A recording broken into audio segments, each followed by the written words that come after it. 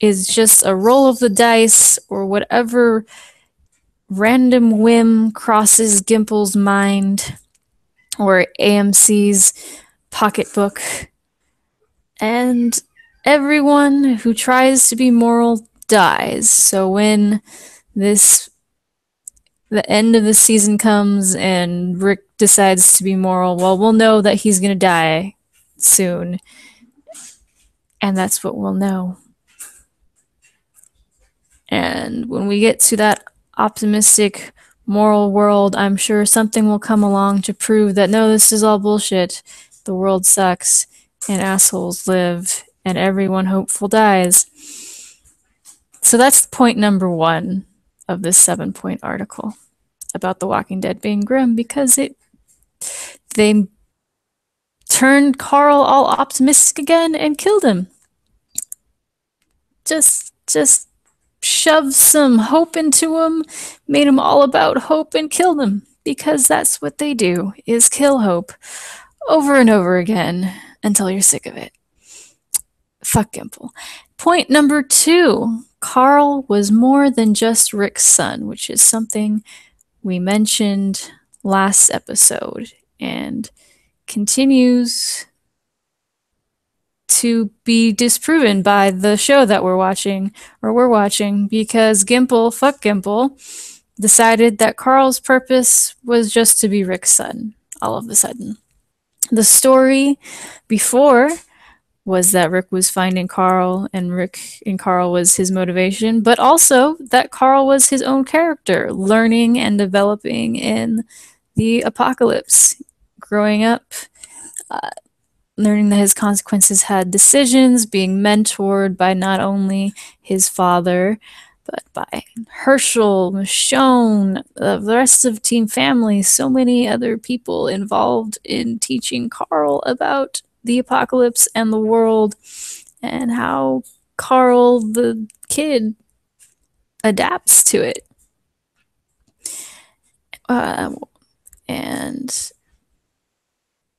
now he's been just reduced to something to teach Rick to spare Negan.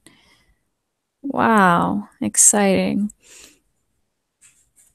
What a great end to a character that has been on the show since the first episode. What if he was reduced to a means to spare Negan, who showed up and then the ratings tanked?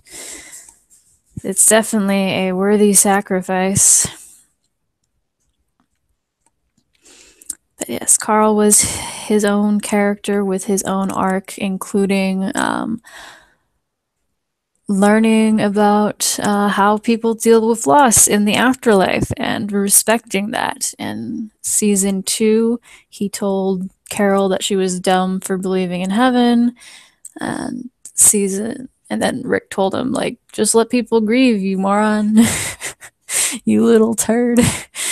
And then season 4 rolls around, and season 3, then he loses his mom and has to figure out how to metabolize his own loss and sees how his dad deals with it. And then season 4, his friend Patrick dies, and he was making a cross to serve as a grave marker, and he asked if Patrick was Catholic, and he was a atheist or something, so he dismantles the cross, and there's a stick for the atheist. But it shows, respecting someone's beliefs in the afterlife, even when they're dead. Then same season, but 4B instead of 4A, when he finds out about Andre, tells Michonne maybe Andre and Judith are together. And that shows, respecting someone else's beliefs, or it's kind of a transition to believing in an afterlife, or at least being able to empathize or sympathize with someone who does, and comfort them with that kind of idea that their loved ones are together in the afterlife. And there's probably a few more examples. Well, there's a recent example with Siddiq and his mom believed that the walkers had their human souls stuck in them, so kill them to release them. And so that's kind of a continuation of that.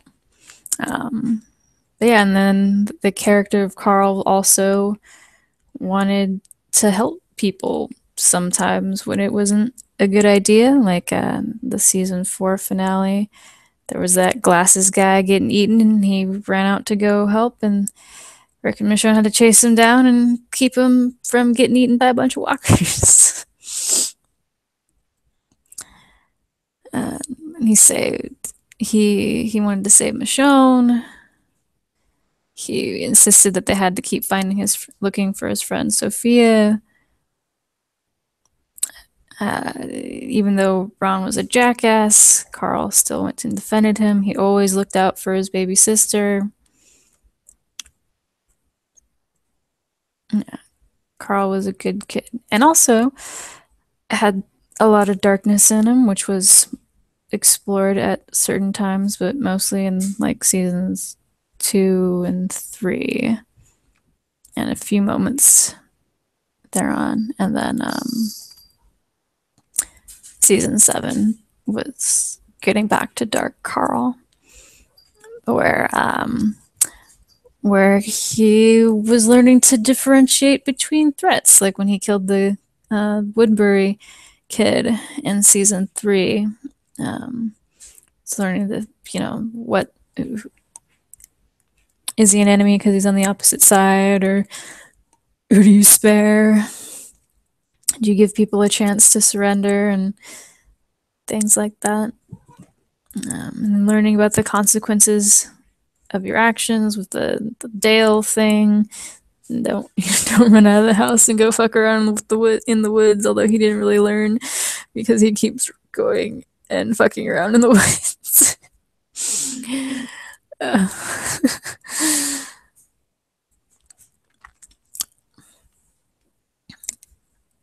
And then after getting into Alexandria, worrying about being safe and taking care of the family and not wanting to get weak inside the walls, and then the contrast between how he as a kid adjusted to the apocalypse versus all the adults, and then him being a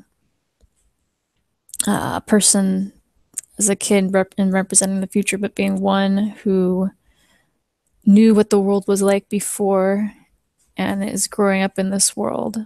So he's been around long enough to know that there was a different world before, but he's also adapted and grown in this world. And we've seen that journey from the beginning. So Carl just had more importance to the show outside of just how he affected Rick's arc. He was his own character with his own arc that, should have grown alongside Rick. They should have played off of each other more. It's kind of, the heart of the show. But fuck Gimple decided to sideline the core relationship of the show for whatever fucking reason. Fuck Gimple. And I guess rolling into point 3 is that The Walking Dead started with Carl as the mission.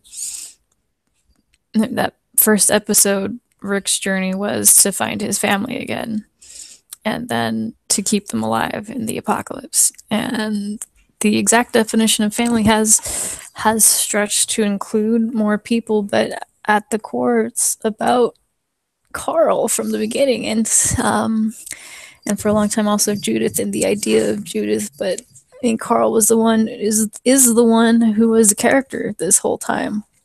Judith still can't really call a character quite yet, but Carl at some point was a character, and then at a different point, fuck Gimple decided he should just be a symbol instead, or a plot point, or a piece of motivation, and that's it. That's it. But yeah, the the premise of The Walking Dead was Rick finding his family, and if they were gonna kill Carl to show some sort of transition in the story, then there should have been more build up to that kind of change instead of just Carl disappears to the wayside and Rick and Carl barely talk to each other and that's it. There's no appropriate build up to the kind of transition that Carl's death could have been appropriate for. It's it lacks the strength that it needs because there was so little interaction between them in recent seasons, and so just there wasn't enough of Carl and his influence on Rick in the seasons leading up to this one. It just got shoved to the wayside. Point 4 is he's one of the only original characters left. So yeah, it's the Atlanta 3, and then Morgan, who we know is just gonna get shipped off to another show. Possibly he dies on this one, maybe he just leaves, but then we're just left with Rick and Carol and Daryl of the original Atlanta crew. How exciting. Yeah. Not much to say about that other than it, like every original character death just kind of makes the story smaller. Unless it would be Daryl, and then the story would be better because he's a black hole that warps everything around him. But anyways. 5, the backlash around Carl's death was swift. And, well, yeah, it should be. I mean, especially knowing like the behind the scenes bullshit, it's just it shows that it proves definitively that this show has no point and no idea what it is doing, that it can't even build up a death as major as the protagonist's son, as the main child character, as a character we've watched grow up. It can't even give that the appropriate weight and build up. It just, he was bit at the end, and then tune in next time and maybe you'll see the sad stuff. It's like he didn't have anything all season, and it's just in the episode he's revealed to be dying that he gets material. It's like it's worse than Beth. Like Beth had her bottle episode, and then a few episodes later you're thinking like, oh, she's gonna be an important character now. She's on an upswing. She's got an arc, and all of a sudden she's dead. This Carl and his bottle-ish episode is the same episode that he's revealed to be dying in. So we get to see all of his potential only for it to be snuffed out. It's just an incredibly miserable moment, and it just was not built to enough. There's so much of Carl's plot that they just skipped over. Like they didn't spend any time on him losing an eye and him, overcoming that change. They just kind of sprinkled him here and there, like to say that he was still here, and just moved on. We barely got to see this kid that we've watched grow up in the early seasons, and the later seasons, it's like we lost that. So, but killing him off killed all his potential, and yeah, just destroyed the heart of the show without really appropriately transitioning. Just awful. And that it was like, it would be one thing if Chandler just wanted to leave, but that wasn't the case. This was fuck Gimple's plan. Oh, Right. hey. I was just talking to myself and saying fuck Gimple a lot. I know I was on because I was on the phone with my sister and I just got off the phone with her. But I still was like, yo, let me get in that fuck Gimple if it's still going on. Yeah, it's always on in my heart. Yeah, I was going through that how Carl's season 8 death ruined the Walking Dead thread article and just going point by point. Oh yeah. So I was like on 5. The backlash around Carl's death was swift and fuck Gimple. Oh yeah, like it just absolutely felt like I had mentioned it before, it absolutely felt like the mark of like the end of I'm drawing about it just felt like the like absolutely the beginning of the end Mm-hmm. of the show because it's like and other people were saying like because both yeah Game of Thrones does kill off people and it will be for shock value but it also does actually happen in the story and will make sense and these characters usually still get a build up or like prominent before it happens but like with The Walking Dead just more and more they've been like you're gone just fuck you you're gone Yep. like it happened with Glenn. You like we all thought he was dead for episodes and he was under a fucking dumpster and just for him to die. And then Abe wasn't really around much either, actually, before he died. It was kind of like he was always there, but not Yeah, like super prominent other than when he was like with Sasha and they had their own like little storyline before they got together. yeah. It was yeah, with Abe, it he didn't get to influence much of the story after the DC thing. Right. His whole plotline was just getting with Sasha, and then he dies. Right, right.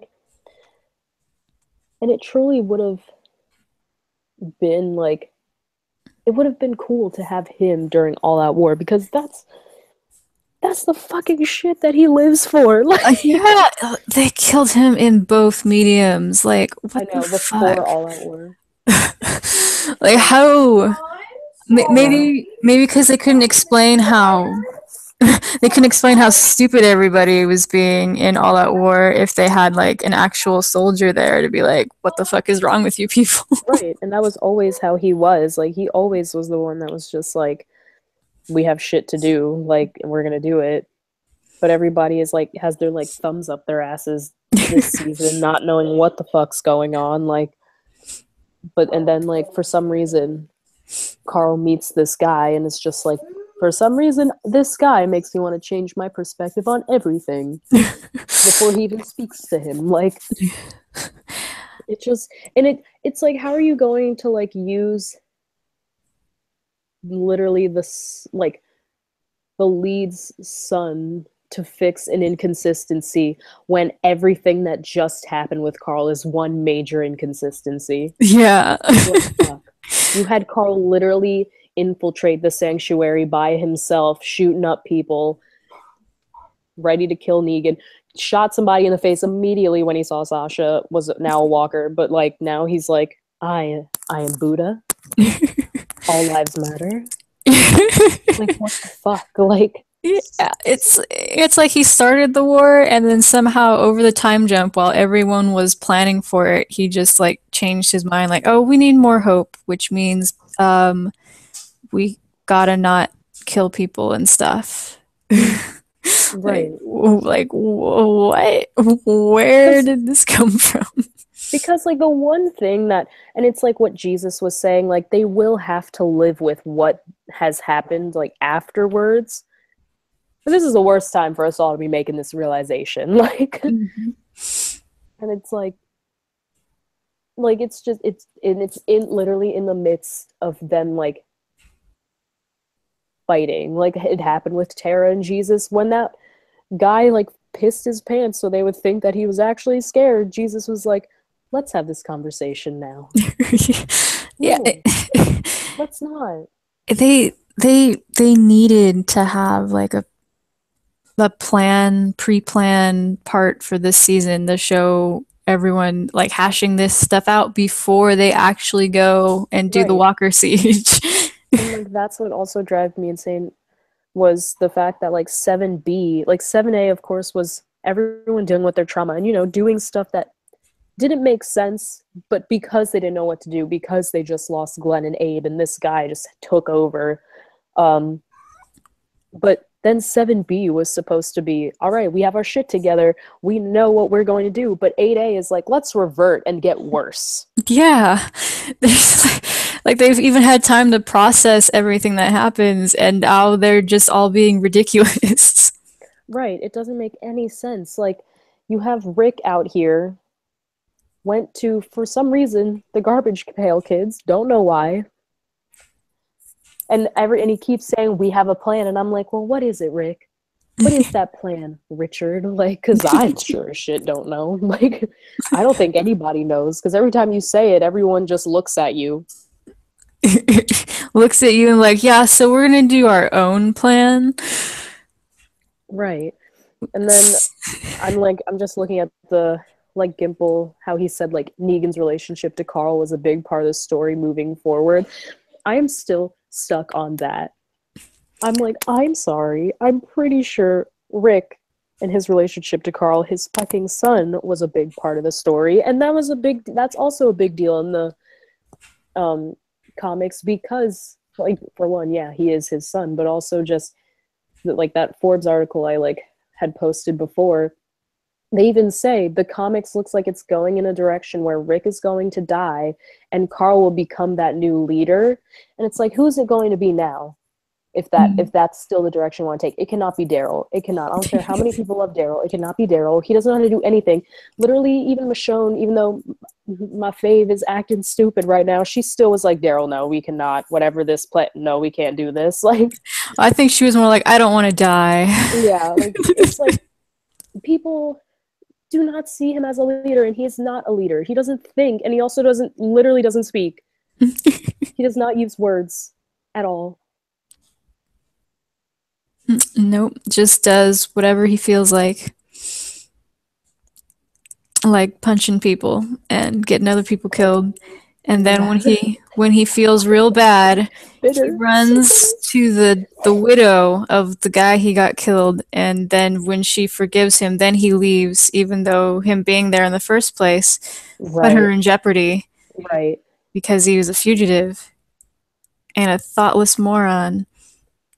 Right. And it's just such an insult that Gimple said, oh, well, like, other characters will get Carl's storylines, as if that hasn't been happening since, like, day motherfucking one. I'm confused. Like, I'm so confused. Literally, like, oh, what's her name? I forgot the name of the sisters, the two blonde Lizzie and sisters. Mika? Yes.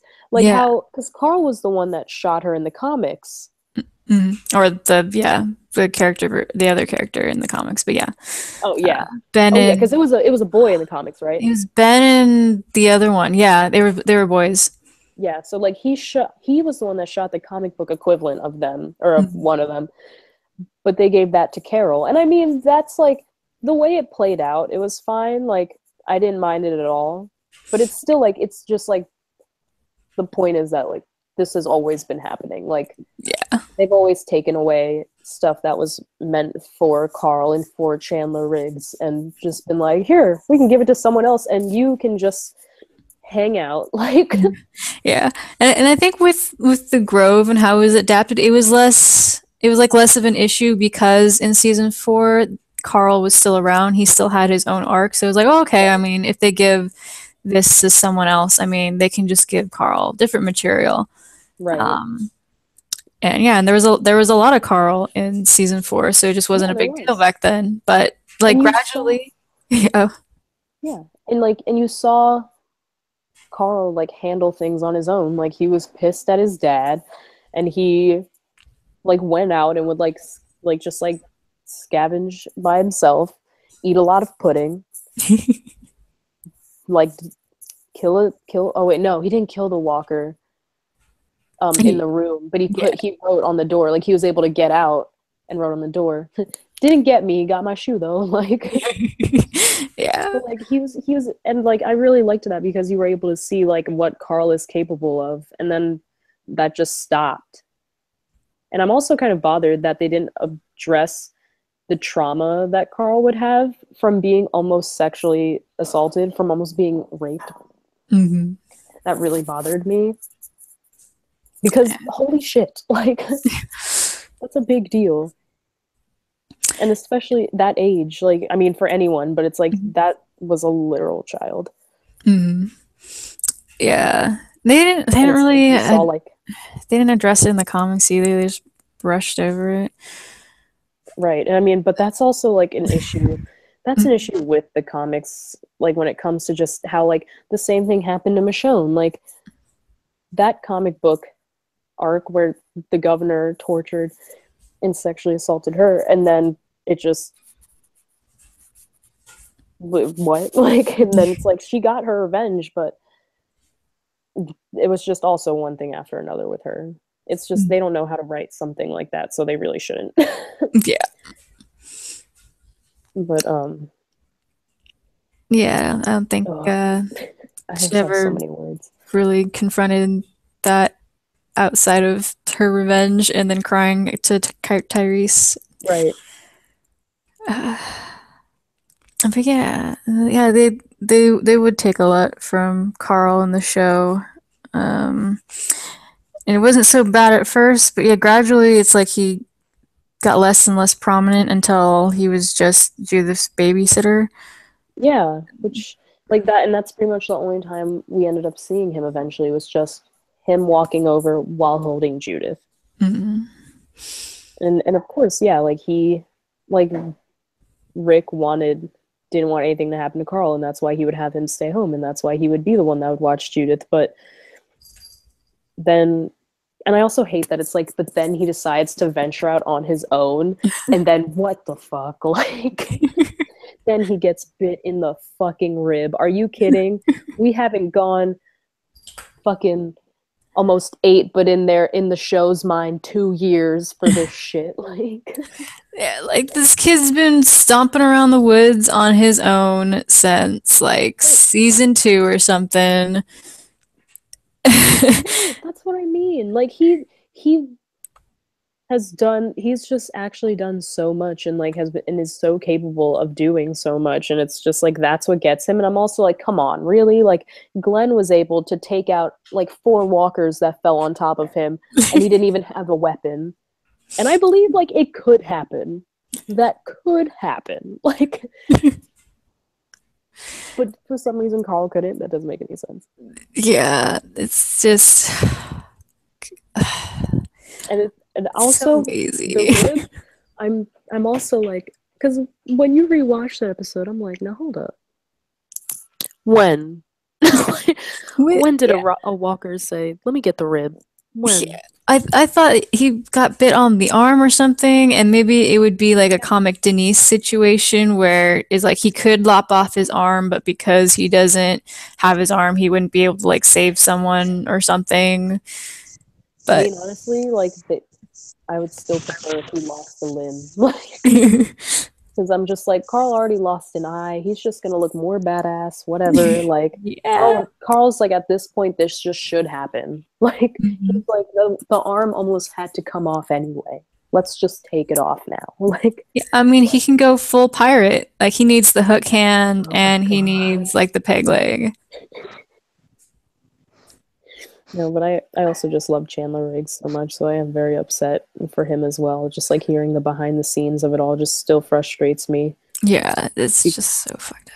because it's very just sounds very exploitative of a child actor to take their most formative years, literally like 9, 10 years old to 17, almost 18, and then once they hit that age, being like, "Fuck you, goodbye. Thanks for the most important years, like shaping who you are, but goodbye." Like, also, we don't want to pay you as an adult. Yep. So you were cool when you were cheap. Bye. Right. That's it. It's like you were cool and you didn't know what was what, and we could easily like exploit the fact that we didn't have to pay you a lot. And I also don't think like because his father, like it said that his father made that Facebook post saying like that Chandler was fired and then deleted it. Mm. Delete that Facebook post. I honestly don't think it was a lie though, because why would his parents lie? Like they have like his family has so much love for this show and like what it's brought for their family. Like his mom is the one that does the like Sanoa tour. Mm-hmm. Like they have no reason to like just lie about any of it. And I mean, Chandler himself was like, "This wasn't my decision. I was told in episode 6." That's so fucking shady. Holy God. You're filming episode 6 and it's like, BT dubs, you're gonna be cut off soon. What? Pass. Yeah. Yeah. I'm sorry, I'm late to the party. Hey. Hey, but I had to get in on this. Always. Fuck Gimple. I had to get on this hate. Just, keep it going. yeah. So, yeah, I was looking at the how Carl's season 8 death ruined The Walking Dead for good post and going point by point, but also just saying how shitty everything is.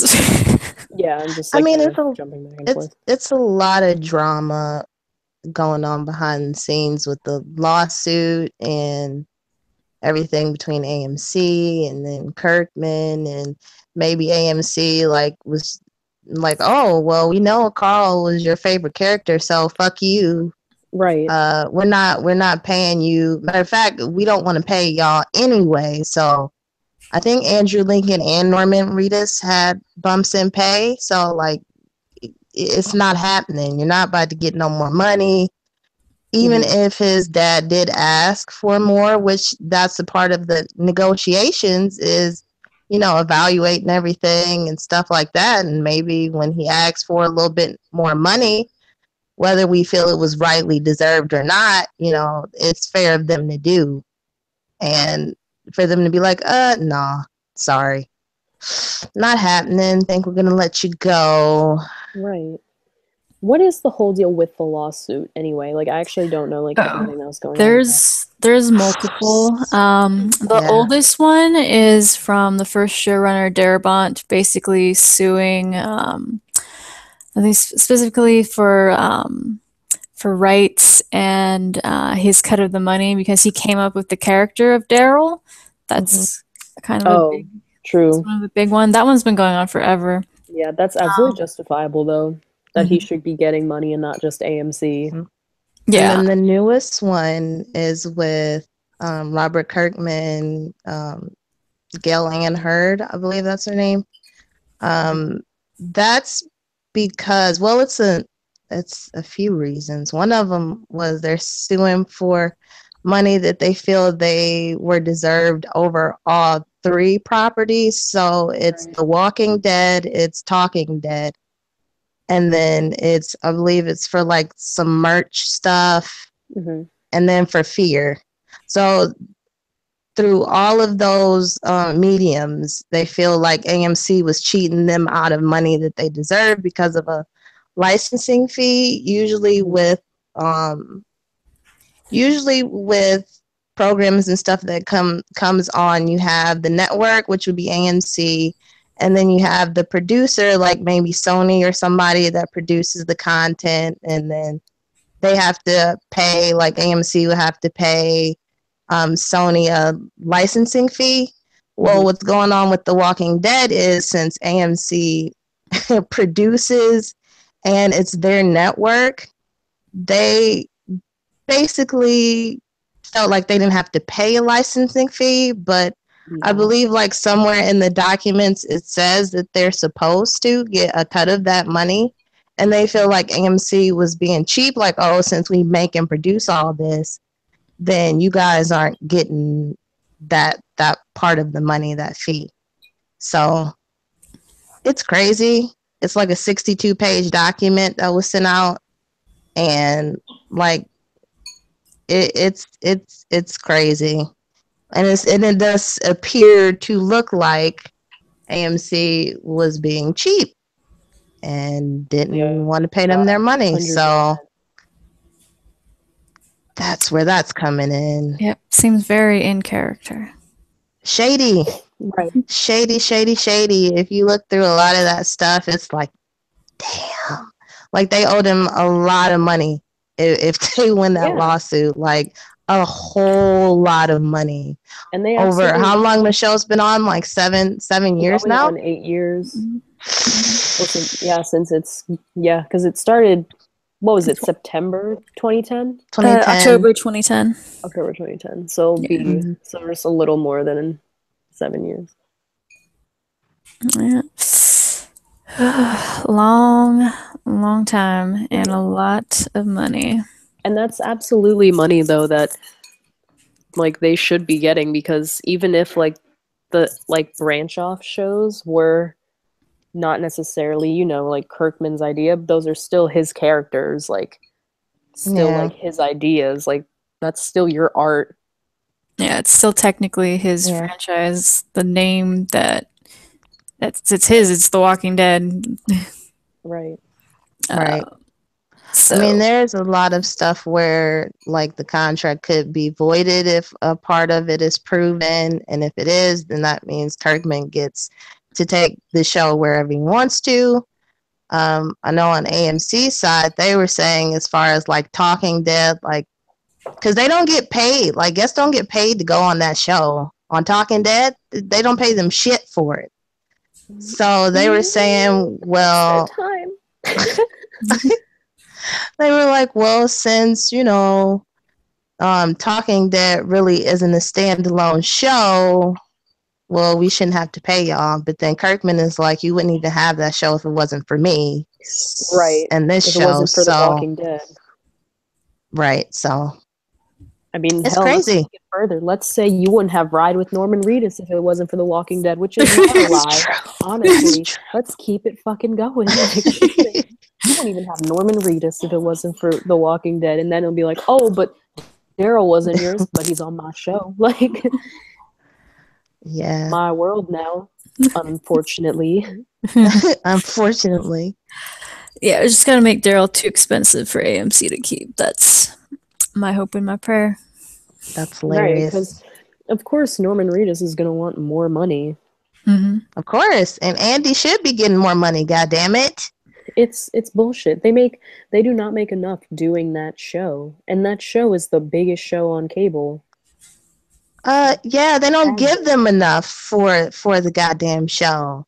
They cut the budget like in half. Like, why would you do that to your flagship show? That's what drives me insane. The budget's just gotten lower as the show has gotten bigger. Like, what cast alone, the cast gets bigger, the budget gets smaller, and I'm like, how are you about to have a whole ass tiger and be like, let's cut the budget?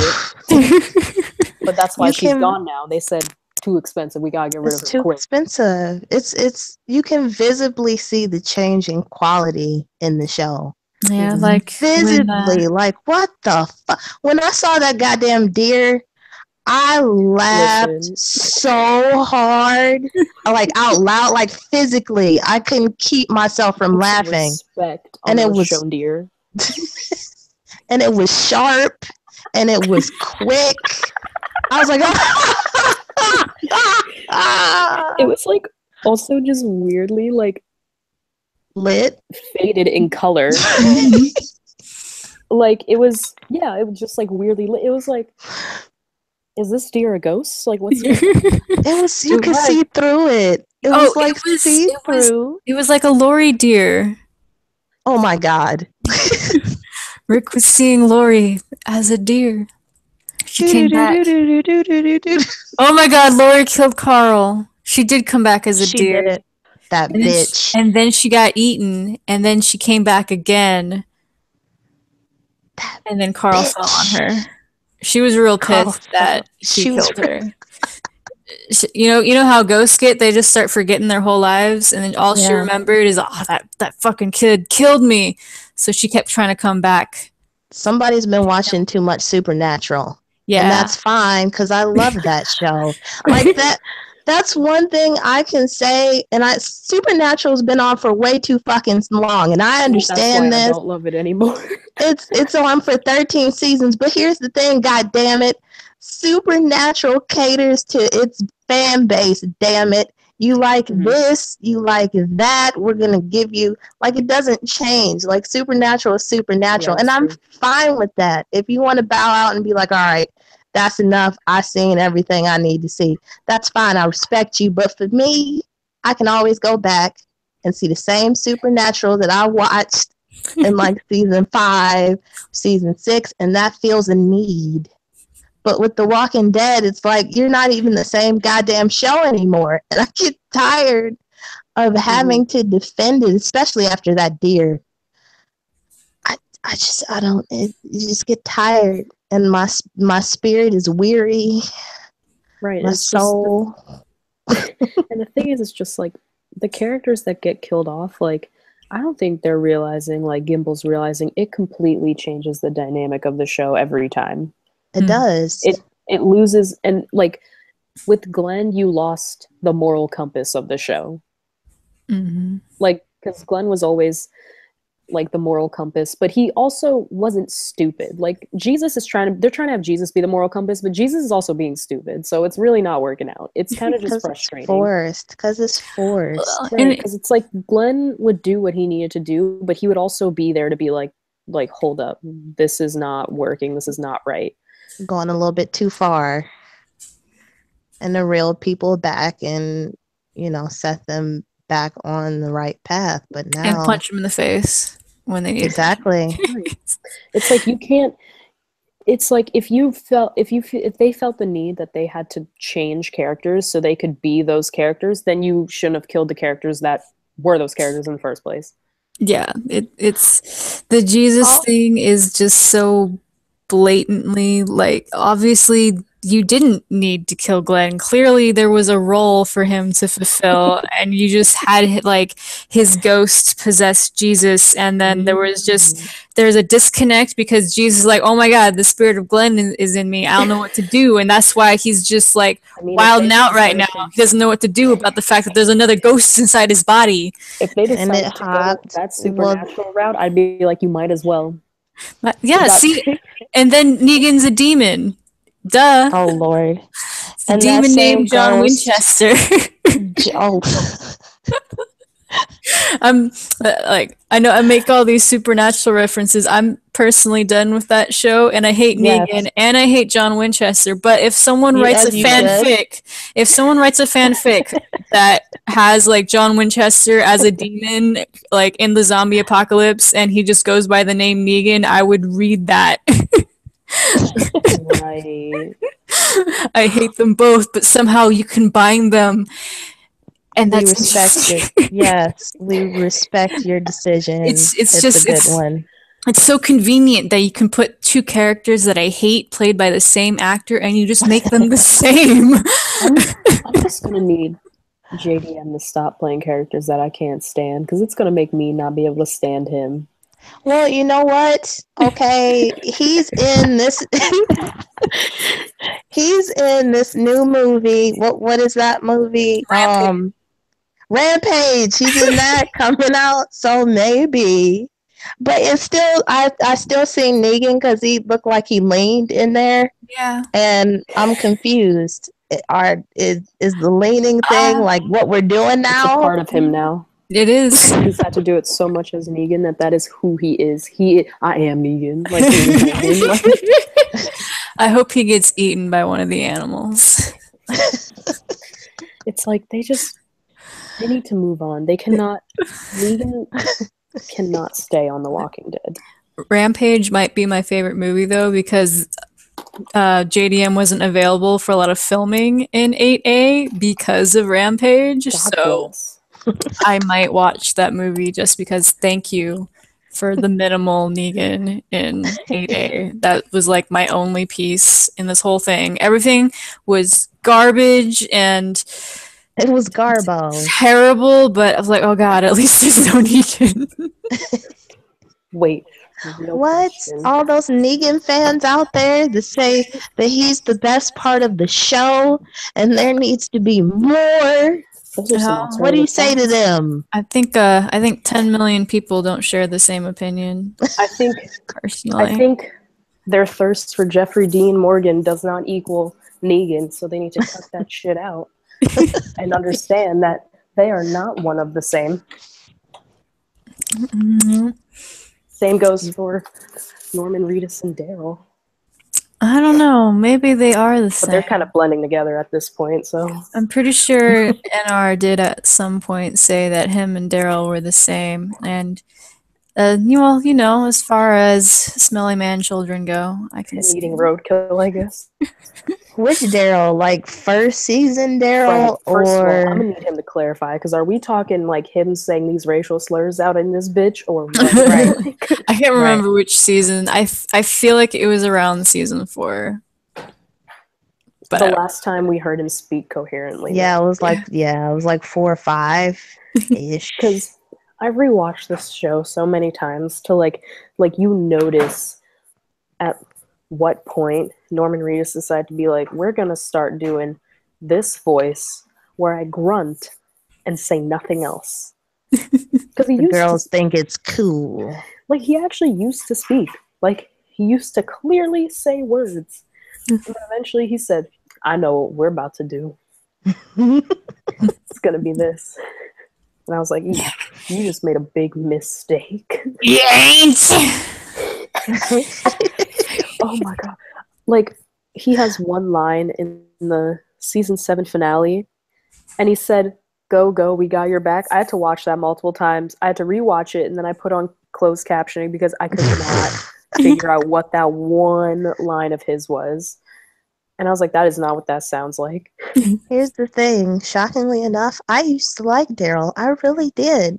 Mm-hmm. But like then the writing, never mind the grunting, because I still held on. Like, oh, I mean, he's Rick's brother, so that's cool. So out of place. But now, now it's kind of like annoying, and the writing is specifically telling me, like, it's not Daryl's fault for none of this. He can do whatever the fuck he wants, and there's no fucking consequences. And now he has terrorists up his goddamn ass, and they're doing stupid shit. But you know what? It's not their fault. It's not their fault. And it's like, fuck you. It is their fault. I'm gonna be mad at them if I feel like being mad at them. But you don't see that in Rosita, who was like gung ho last season to like rip everybody's heads off. So now you pull yourself back, and it's like, all right, I'm not going ahead with this stupid plan because I did this last season. So that shows a little bit of growth. But then when they do something stupid, it's like, no, it's fine. It's not you guys' fault. Right. And then they try to pass it off like it's Eugene is the one that miraculously got them out completely by himself, which is, I don't fucking buy it. It's like clearly not, because he was doing something before and Dwight stopped him. First of all, second of all, the iPod thing wasn't working. So yeah, clearly the truck into the side of the sanctuary gave Eugene the opportunity, because otherwise why even have that fucking happen? It's like, fuck off, writing. Don't tell me what to do. Makes me upset. So stupid. I'm just so tired of shitty writing. Because so it's like, it's stuff that I'm like, this obviously didn't need to happen this way. I can tell you how you easily could have just not done this. Like how, like over the, like if Scott Gimple wants to be out here saying some BS like, oh, we wanted to give a reason to why Rick decided all of a sudden in that time jump to not kill Negan. Well, you motherfucker, it didn't have to be let's murder his goddamn son, which doesn't make sense because he was bit by a walker. And I get it that Carl says this thing, we can't kill everybody, but come the fuck on. Are you serious? Like, no.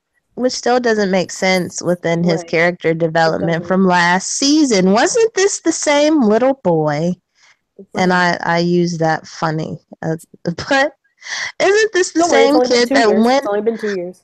I know. Isn't this the same kid that went to the sanctuary and like was shooting up people That's and what was I'm like, saying. I want to kill Negan, My and now favorite. he's right. Like I don't know what happened. And wasn't he the same one that fired the first shot that started all of this shit? That's what I'm so proud of my son for. I said that was my son that shot that first shot, starting all out war. He said, "Is that a walker, Sasha?" No, shot junkyard kid in the foot, shot junkyard kid in the face. He said, "I'll start it." So that's why I'm kind of confused now. Like all life is precious, and now he's Oh, he don't wise need another beyond one his of years. those. Bullshit. Obviously, this has nothing to do with creativity. Nope. This has something to do with something shady. Right. Or am I just giving Gimple too much credit? Maybe I am. I don't know, but I don't think you would be that fucking stupid to kill off Carl. And even if you were going to kill off Carl, like, can't we? Like, it's such a waste of potential. Can't we at least explore a lot of his potential and then kill him off maybe after the Whisper War? Nope. Maybe, and then it's like meaningful and like cool and like, oh, you know, I'm sad, but that makes sense at least, so I can accept it. Right. But I can't accept this. Yeah. I can't do it.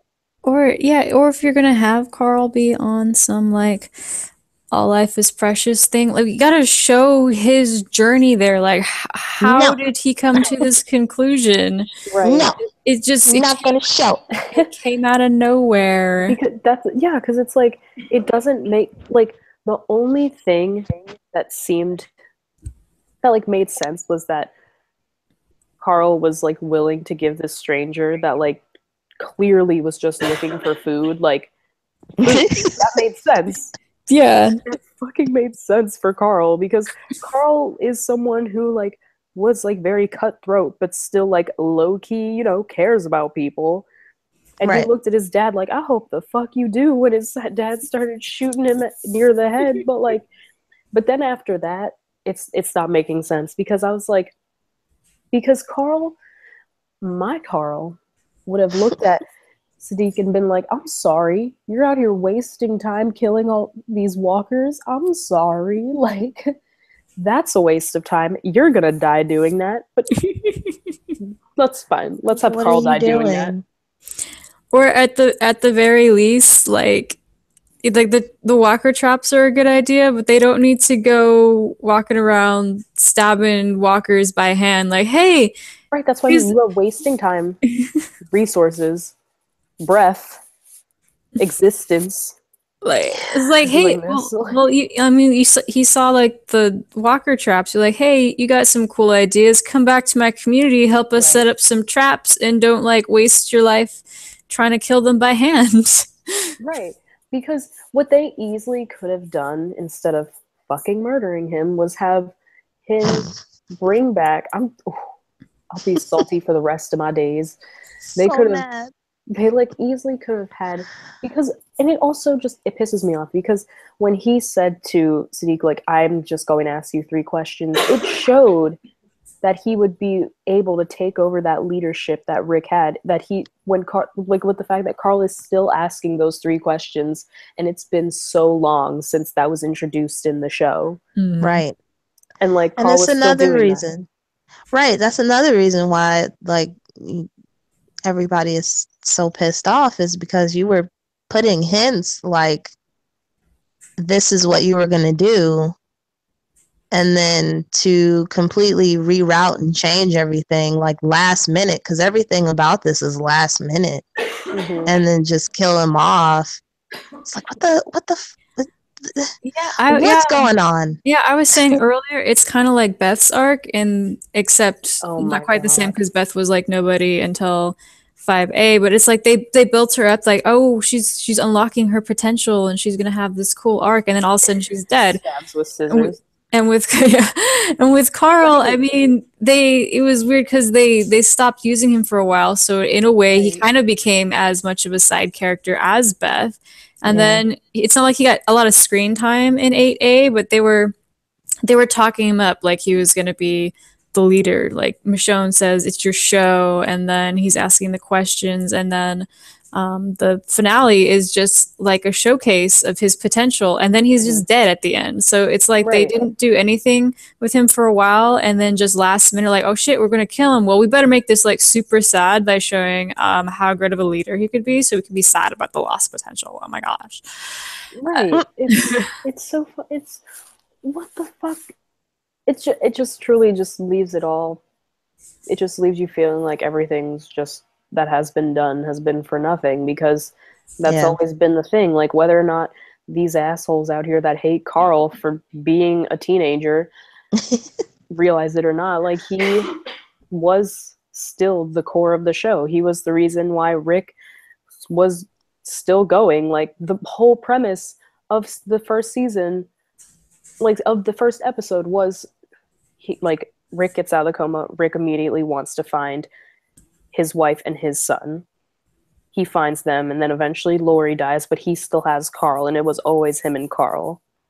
Mm-hmm. And then it's like, well, Carl's dead, and it's like, okay, well, it's like you can still say, yeah, that he is fighting for, like, but I don't want to say something Star Wars related, A New Hope. Like, you could say, like, he's still fighting for, like, a new world. But the one that kept him going was the fact that he had his son, and then he had Judith. Like, those two, like, were that new world. Yeah, and then even though Judith is just as much his kid, we haven't, like, Judith isn't a haven't gotten that character right now. attachment. Yeah. Yeah, and she hasn't been on a journey. Like, she's just a Right. baby. Yeah, we see her, like, playing with solo cups, living her best life. Yeah, and like Rick, Carl's whole arc, that's all the the relationship that him and Rick have had, and then it's just all gone. Like all the lessons imparted from Rick to Carl, or vice versa. And then it's all gone except for his final lesson, which will be you should spare Negan. So, anyways, Ooh. Carl's entire Ooh. life. Using his last words to. So Carl's entire arc will have been built up to just Don't kill sparing Negan. Yeah, like everything he is now just don't kill Negan. Fucking fight me, Gimple. Fucking fight me. He's a sacrifice. Fuck He's Gimple the all week. sacrificial lamb. It's just He must be sacrificed to appease the gods of AMC. So right. And I think it just truly says something how so many people that have been killed off the show it has left such a bad taste in their mouths, and they will still be bitter about it. Like, I know, like, Lori Holden talks about it a lot, and the way she talks about it, and, like, is high key reckless sometimes. Like, everybody like, girl, you better chill. But it's still like she got screwed over, and that was before Gimple. But, like, just like, it's still like it's always been handled shadily, but it's only gotten worse with Gimple, because, like, he didn't tell Michael Cudlitz what the fuck was going on. He'll leave them in the dark, like. And then there was the back and forth, because they originally they decided not to kill Glenn, but then they decided to. Mm-hmm. Like, so it's just always handled so poorly. And it's like, and it's also like, these actors have a job. Like, this is literally their, like, livelihood, and you're just out here, like, you may or may not have to leave. What? Or just, like, right. taking a kid and being like, nope, you gotta go now. Like, Or don't none of y'all other fuckers ask for a pay increase, right? or you'll be next.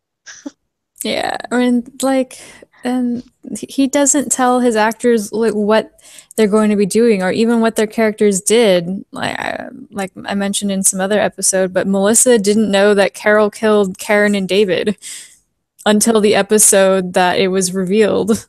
Right. It's like, what the fuck you mean? Like she does, so she doesn't even know what her character is doing or is grappling with. You just, like, what did he tell her? Like, you feel bad about something, Right, because it's like that affects, of course, their performance because they're going to be performing it a different way than what you want it to be because everything's in Gimple's damn head and he doesn't want to let anybody see it on TV. He just is like, well, in my head. And I'm like, okay, well, we're not in there. We're out here. So you're going to have to take it out here. Thanks. Like, Yeah. And then killing Carl was just like it's the laziest, like, okay, lazy, it's killing lazy. Yep. killing a character in order to motivate another character to like honor them and make some Hell decision no. they wouldn't otherwise make is like the laziest and Cheap. cheapest way to develop a character, first off. And then second off, as we've established before, in order to get Carl to be like the way he needed him to be to kill him so that Rick could honor him later, they had to just change Carl for no reason all of a sudden. It's ridiculous. So Right. it was it's just like the absolute most ridiculous way. Like, okay, let's assume you absolutely have to keep Negan alive. There's so many other ways you could have done that that have nothing to do with killing Carl and have nothing to do with killing anybody. You can take Rick or whoever on that journey to the bullshit conclusion in 1,000 other ways. Mm-hmm. And then it's like, what is the end game of the show now? Right. Like, what is it? What's the point? It's like you can give these storylines that are focused around Carl to get like to other characters, but in the end, like you can tell that it was supposed to become Carl leading everybody and being in charge, and now we don't have that. And there's no one that's in that age other than Enid. But Enid doesn't even get screen time, so how the fuck is she supposed to be? Yeah. That new And little then- kid from the kingdom. Right, it's like you Then- have... It doesn't... Unless, like, they want to start fleshing out Enid real quick. Yeah, and it's even if they do, those kids, we haven't seen them from the beginning. We haven't seen Nope. them Right. grow up in the apocalypse. We haven't seen them Yeah. before the apocalypse. We don't have any basis of understanding of where they started their journey. We just know them as like some random orphans, basically. Right. Yep. Like with Enid, like the most that we saw was the fact that her parents died and then she was able to survive on her own, but like we still haven't... And you can tell that she is a brave character and she's smart, but we still do not get to see enough of her and like get that attachment to her. And I'm also so shook because I'm like, you really out here having Carl kiss Enid and then just what? Enid has no fucking clue. Oh my god. Like Yeah, it's gonna be so fucked up when she gets back. it's just like a mess. Like Also, Carl locks her in a closet, and then they didn't even talk about that after. Just Right. dropped it entirely. it was just like, Yeah. I did it to protect you. You didn't need to. And we moved past it. Yeah, and then they never talk about it again. And we're done. That's 'Cause, I just a mean- thing that happened.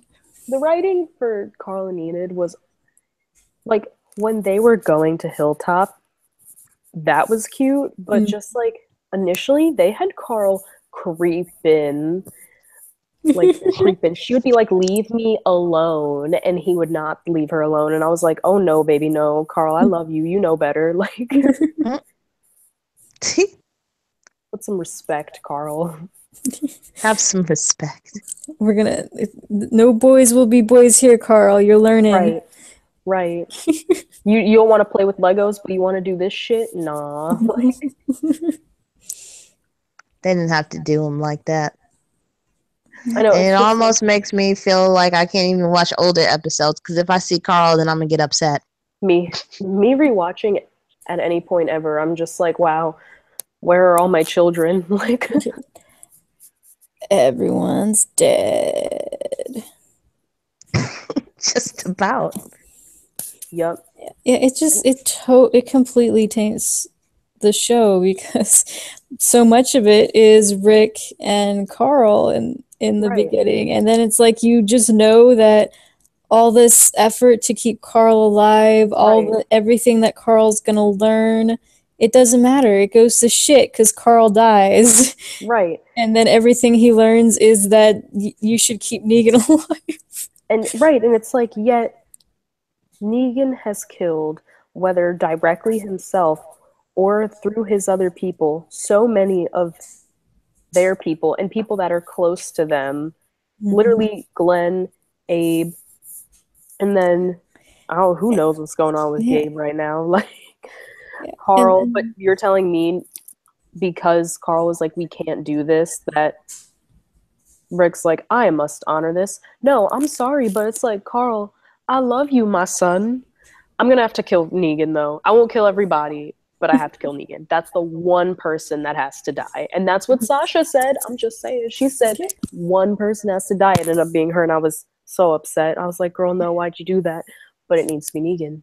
One person. Yeah, and everybody's talking like they said that they were going to kill everybody. Hasn't Rick said, I only care about Negan in the first place? The whole thing that he has always said was, I'm going to kill you. Like, specifically Negan. So I don't understand.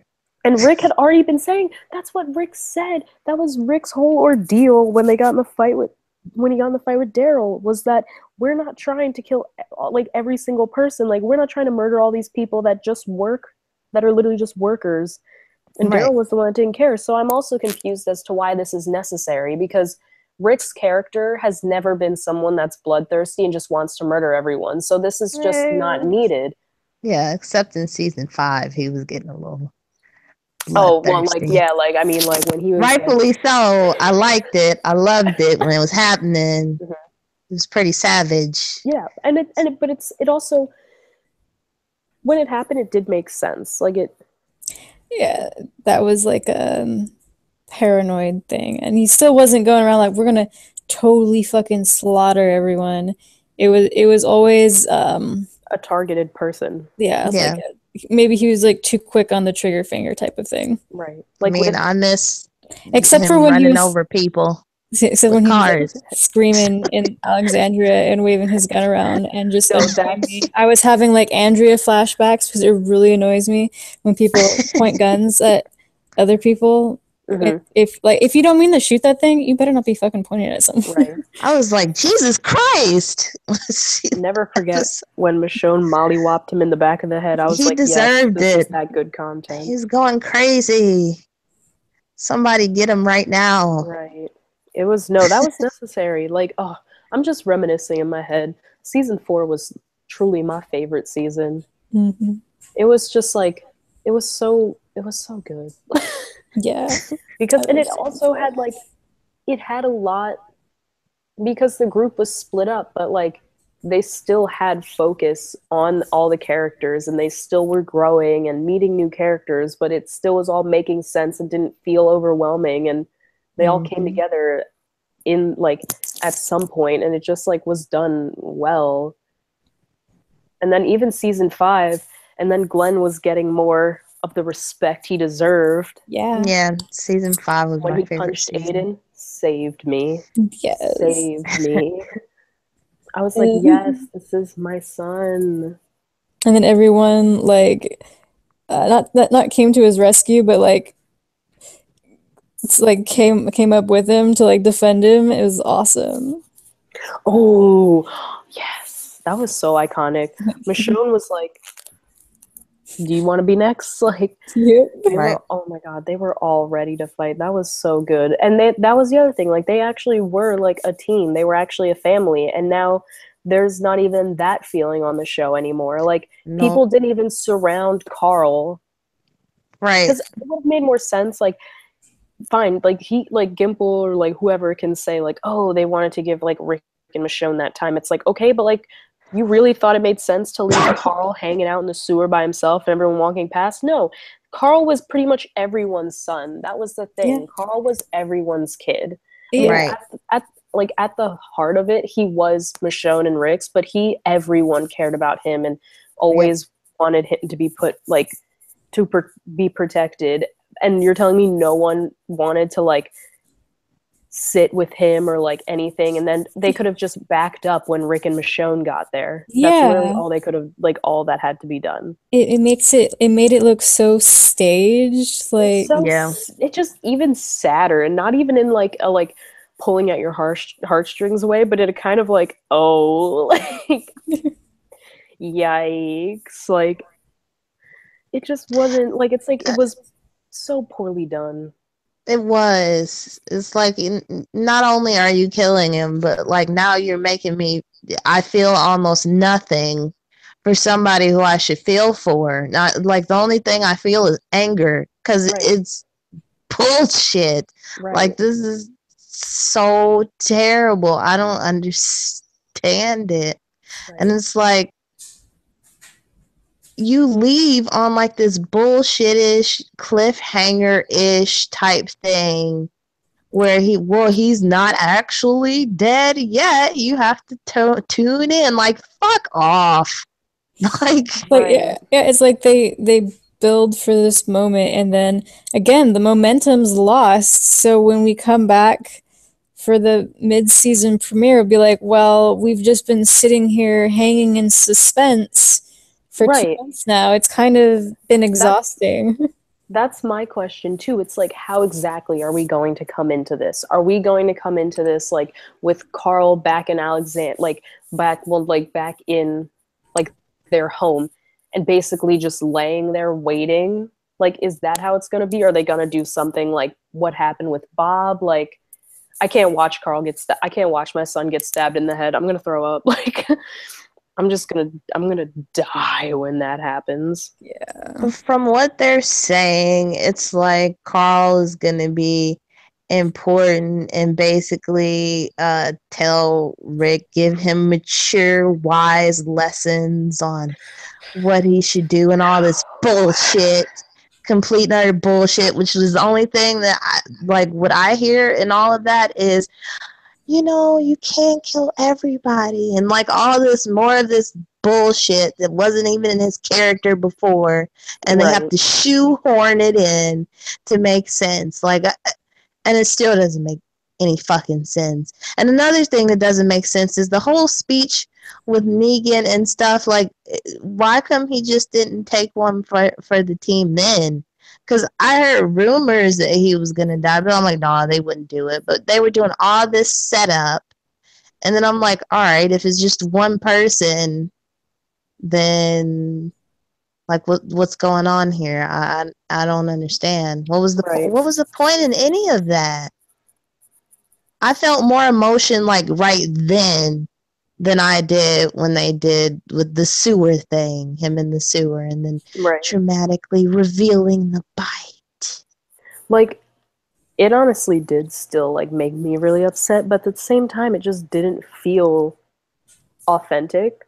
Mm-hmm. It just didn't feel real. So it did make me tear up, and like seeing like Rick and Michonne's just like faces, and Michonne's face hurt me the most though. Yeah, it's, like you could tell, especially because she already lost her son before, and just losing another remind one. The writers.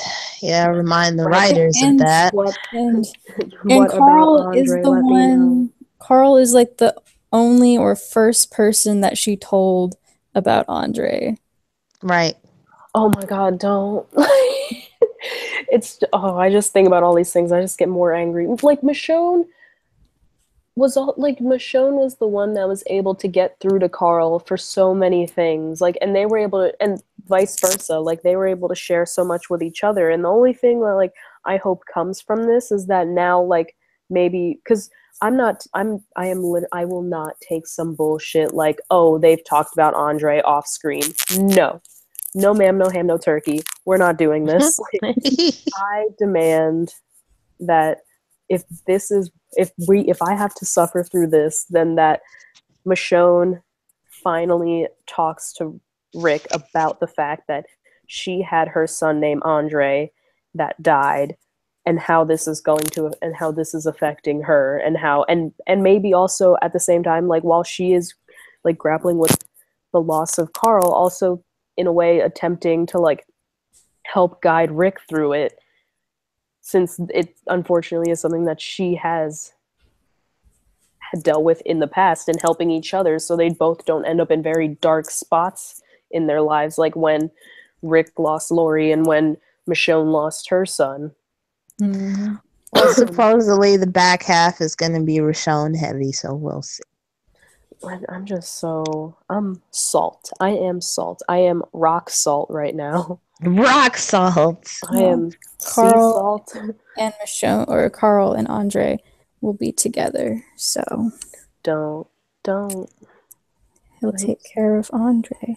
Such bullshit. You know, there's a petition to have them reshoot the scenes. Yeah. Oh my god, I People are heard, pissed. and it's like I think they just truly underestimated how much people loved this kid. Like, you do have these people that hate kids existing on this show and hate Carl for literally, like, all the complaints I've ever heard about Carl are over the fact that he is a teenager and that he is growing up and that he is having to go through puberty and angst and all that stuff in the midst of a zombie apocalypse. So every argument or like critique I've heard of Carl has always been something that is literally Carl just trying to be figure out who he is in all of this. And like, I don't know if like AMC and Gimple like knew about those critiques and were like, people won't miss him if this is how they feel about the character, but they done fucked up because people are like, oh, no. Right. And it's not only that, like, you pissed off the core fan base, you've pissed off people that read the comic, you've pissed off people that watch the show. Like, you just pissed off everybody. Like, not only did you kill him, but it didn't even make sense and it wasn't even satisfying. As morbid as that sounds, but No, I know what you mean though. it's like, what? Just don't understand. It's like he was just snuffed out by nothing. Yep. Snuffed. Just an afterthought. Basically, if you don't tell somebody till the last minute, hey, by the way, yeah, you're not going to be back. So, might as well start packing your stuff up now. Oh, shit. Right. It's bullshit. And Talking Dead is even worse because everybody's pretending like it wasn't a big fucking deal.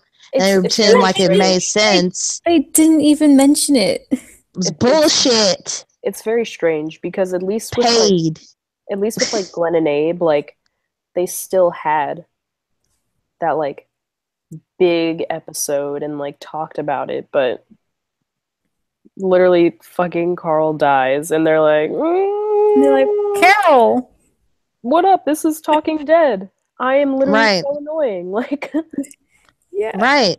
Like, what kind of send off? Like, I guess they're saving it for 809 or something, but it's just like that's supposed to be like for people who aren't spoiled. That would have been the moment that they found out, like, oh hey, Carl's dying. So there could be a little more like gravitas there. Maybe it's just a testament to how the episode just didn't really sell the reality of it or something. But I don't know. Yeah, it was like watching The Talking Dead was like watching another dimension or something. Like, oh my god, Carl is dying, and then like, Carol is my ship. like I don't get it. Like, what the, like, some y'all had to be paid or something fishy is going on, because how could you not honestly be like, what the fuck? Yeah, it's like Carl just got bit. And then before the episode aired, everyone was like talking it up, like it's gonna be such a shocking moment that everyone's gonna talk about. And then on The Talking Dead, they don't talk about it. Right. Shady. So shady. And none of it surprises me. Like, I cannot stop talking about it because it's just because like Michael Cudlitz really spilled all this tea at Walker Stalker Con this year. Like, and I'm just so like, it's just none of how this has been going and how it's all been working itself out surprises me, because it's like, if you really are out here like having your people leave shady phone calls being like, oh, Gimple wants to meet with you in person on Monday, and not tell them why, What? And then when they're pissed and call you because no one's trying to stress for days on end, oh, but there's more to it. Fuck you. Like, There's more to it. The more to it is just that then Sasha also dies later. Like right, that's the more to Abe's death. right. And like, and wait, like, I will never forget that Michael Cudlitz said that Gimple does not like him very much, and he is okay with that. I'm just like, and that tells you something right there. Like the fact that Rick, or not Rick, lol, Andrew Lincoln, like, emails Gimple up, like, out the fucking ass over what he's doing, and Gimple doesn't care. It tells you so much. He doesn't care. Like, he's way too far up his own ass, and I don't know why, because he ain't shit. I'm confused. I'm like, thanks for giving us for shown, but that's all the good work you've done. So I just want somebody to call his ass out at one of these goddamn cons or something. Like, please, that's all I just wanted to do, but of course he wasn't there. Ooh, catch me next ooh, year. Catch me next year. like what the fuck Like fight me are next you year. doing? Like, fuck Gimple, what's your problem? What are you doing? You're ruining my favorite show. Right. Ruining And I'm it. just like, stop. I already dealt with this heartbreak with Glee when Glee was out here like, let's get bad really fast. And I was like, Really, well, I'm real gonna quick. jump shit. Jump ship. But that I one I just, actually did quit on.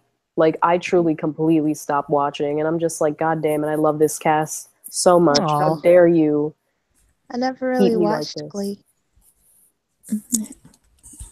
I did. Yeah. Goddamn. Yeah. I don't know how. Every drop in viewership they get, they deserve it. And I will be laughing maniacally in the background. I've been laughing maniacally this whole time because it's blowing up in their faces, and as well it should. If the whole thing catches fire right now, I wouldn't give a fuck It's like, because you ruined it. and it's just Ruined clearly, it. it's clearly just like the more money hungry they get, the worse the show gets. Like, I don't understand why they're not seeing the correlation between them being stupid and the ratings going down.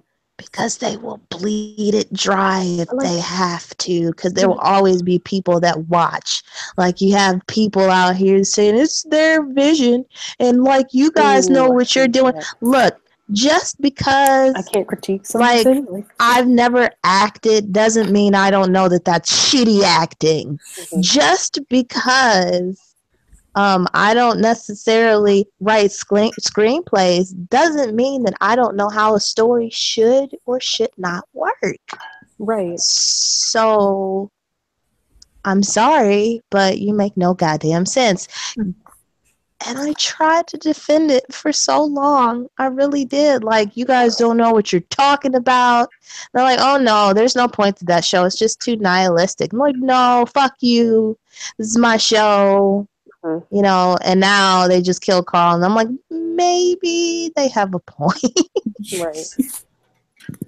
Maybe they're right. It's just like, it's genuinely so disappointing because, like, we were talking earlier about what if, like, The Walking Dead was able to be on HBO, but at the same time, I'm like, we wouldn't have the cast. We more likely would not have the cast that we have and stuff like that, and that matters to me a lot because I couldn't imagine anyone else in those roles than who is.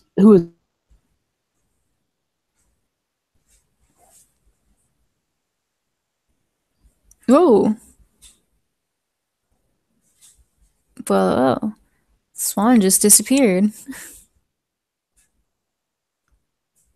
That's odd.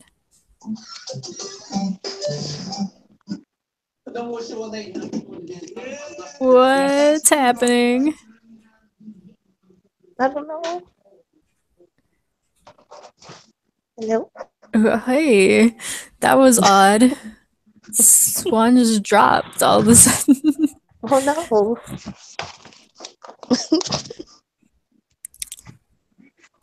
Oh no. Well, yeah. Anyway, Yeah, Gimple.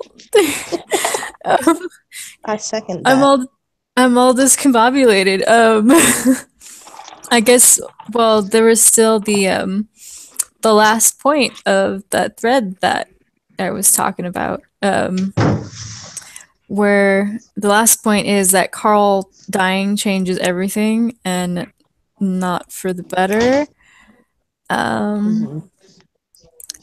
And yeah, so they have to, do something more than kill their enemies. They have to find some way forward, something more. That's how it's got to be. And then Carl dies. Um, It's yeah, getting really repetitive. it Like really is. it's the same story every time, and they keep moving from place to place to place to place.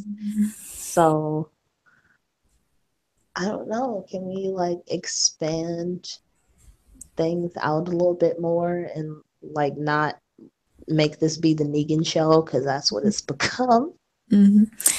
Yeah, and then it's like his death is just more of the same. It's there's no real forward momentum. Like what what is this really going to bring about?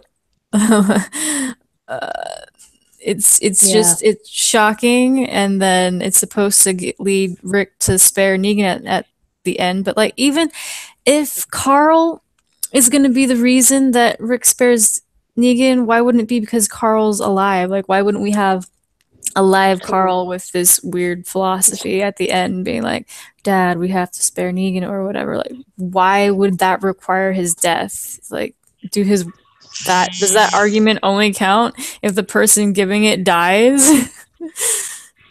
Right. So bullshit. Oh, Hey, she's back. You're back. Yeah, I No. made the most dramatic exit by accident because my laptop died. whoops. Whoopsie. Because there's an outlet in my apartment that doesn't work, and I'm in the living room, and I plugged it into the outlet that doesn't work, and I was like, God damn it. Whoops. I have one of those. It works, but the prongs are too skinny or something, or the outlet is too wide, and everything keeps slipping out, and I hate it.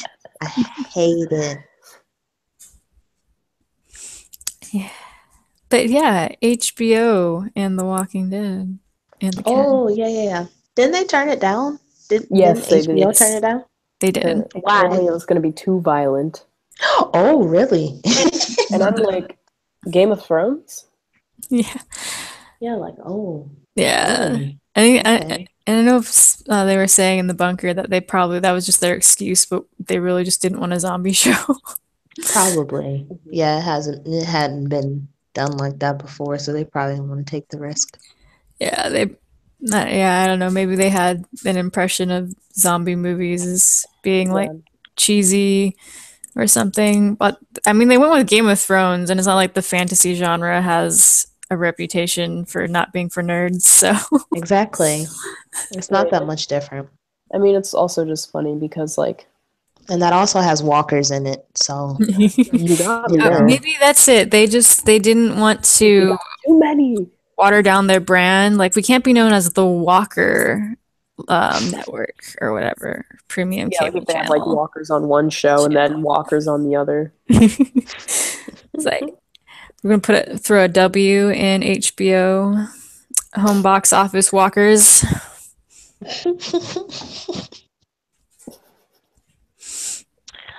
Oh man. I don't know. Maybe if Kirkman gets the show, maybe, and he takes it somewhere else. Sorry, you can bring back Carl. Yeah. We'll actually truly. He should introduce my immunity spec that I made up for comic Andrea.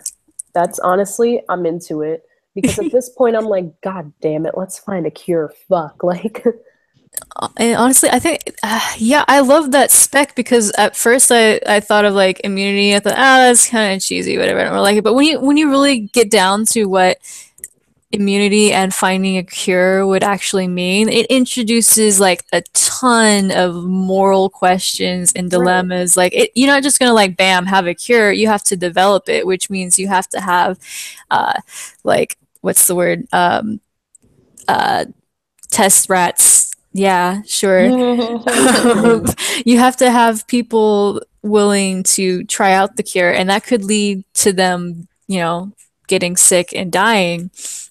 So you're gonna have to have people to volunteer and make that sacrifice. And what if you don't have enough people volunteer? And things like that. And then when you do develop a cure, it won't, or a vaccine, it won't necessarily work every time. So then you'll have, if someone gets bit and they were vaccinated, you're still gonna have to wait with them and find out if they turn or not. So if Guinea maybe, pigs. yeah, Right. guinea pigs. That's what it is. Yeah. Lab rat. That's the word. Guinea pigs and lab rats. Yeah, so like you can have a situation where maybe some people are immune and everyone has a vaccine, but the vaccine doesn't work 100%. So when someone gets bit or someone dies, you don't necessarily know if they're going to come back. You kind of have to. I mean, if they're dead, you can just kill the brain and then whatever. But if Right. they get sick, you don't necessarily know if they're going Right. to die. And That this, sounds plausible. And or you can do what was originally uh what was thought of, which was aliens. It was aliens. Aliens gave us the disease or whatnot, and that's how the walkers started. And maybe alien has a cure or something. Who knows? Yeah, just Who knows? just Let's really get out there. just throw some water on the aliens and they'll melt. and just like if Oh, signs reference. Nice. Nice. like if they were to, if that like ever was the route that they would take, like having Carl, for example, like end up being immune, like getting bit and never reacting, like, I mean, they could, it's not like it would be something far-fetched because of the fact that in the earlier seasons what they were working towards was actually researching what happens. I kind of missed that. Yeah. No, yeah, I do Like too.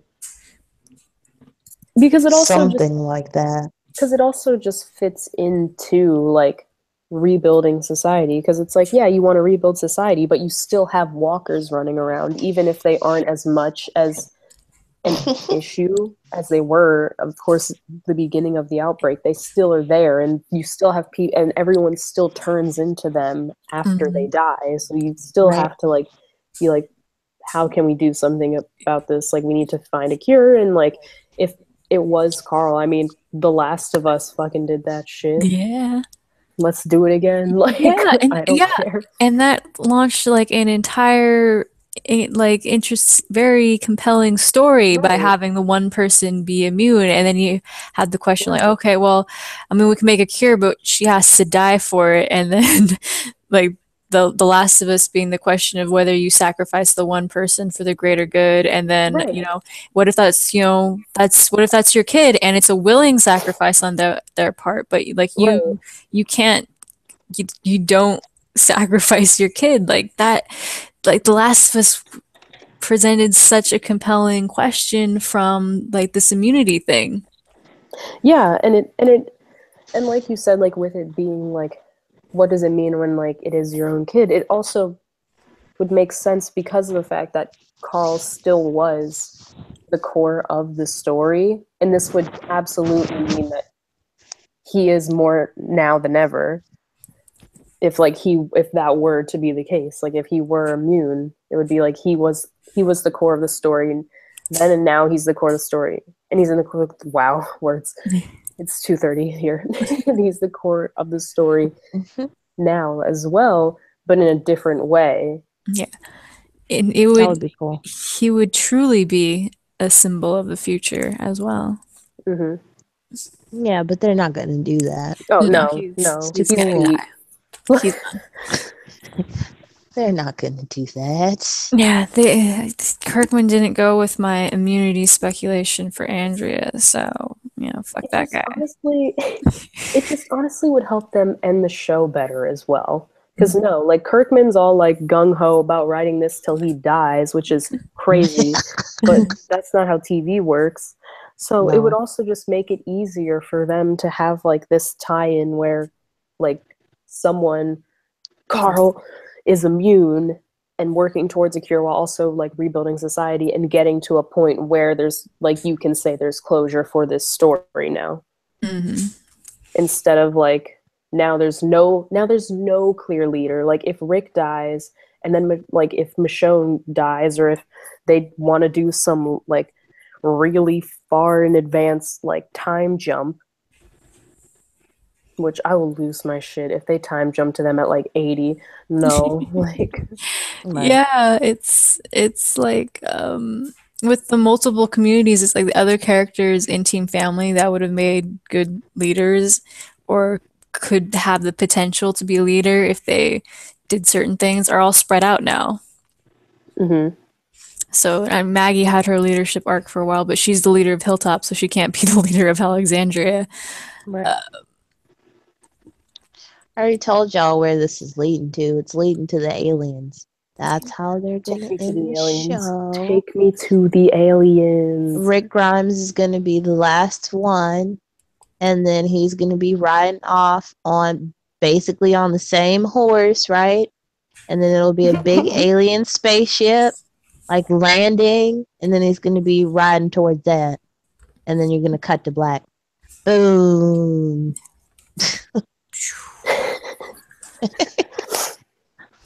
Aliens. Chestbursters. I mean, honestly, that helicopter, it wasn't Spaceship. people, that was aliens, right? That was them Spaceship. disguising their UFO. Yeah, That's right. it was an unidentified flying object. It was. It truly was at that point. Everybody's like, what the fuck is that? I haven't seen one of those since the governor killed everybody in it for some reason. I mean, hey, they're coming, they're messing shit up, they're dropping, hologram deer, so That's why everyone's acting crazy. It's because the aliens fucking with their brains. Oh god, honestly, I'm just like at this point, please bring in some supernatural elements. We're already in walkers, like just bring in the supernatural elements. We already got zombies. It's not you're far-fetched. You can make Daryl happy and bring like the chupacabra. oh Lord, Bigfoot, bring them all in. Jersey Devil. Yeah, bring all of them in. Oh, I want to see more. Bring in like the black-eyed kids. Oh, guys. Ooh, Slenderman. Slenderman. Just go on an American road trip, and then they're just like collecting all the different like cryptids and stuff. That would be cool. That's something I'd watch. Now that's a show I can get behind. I want more of the kingdom in 8B. Yeah. Like what kingdom? Who's there? Girl. I don't know why you had to take it there. Damn. They're gonna get sorry. it back. I'm sorry. Too soon. The kingdom. It'll always be too soon. The greatest. I cherish the kingdom.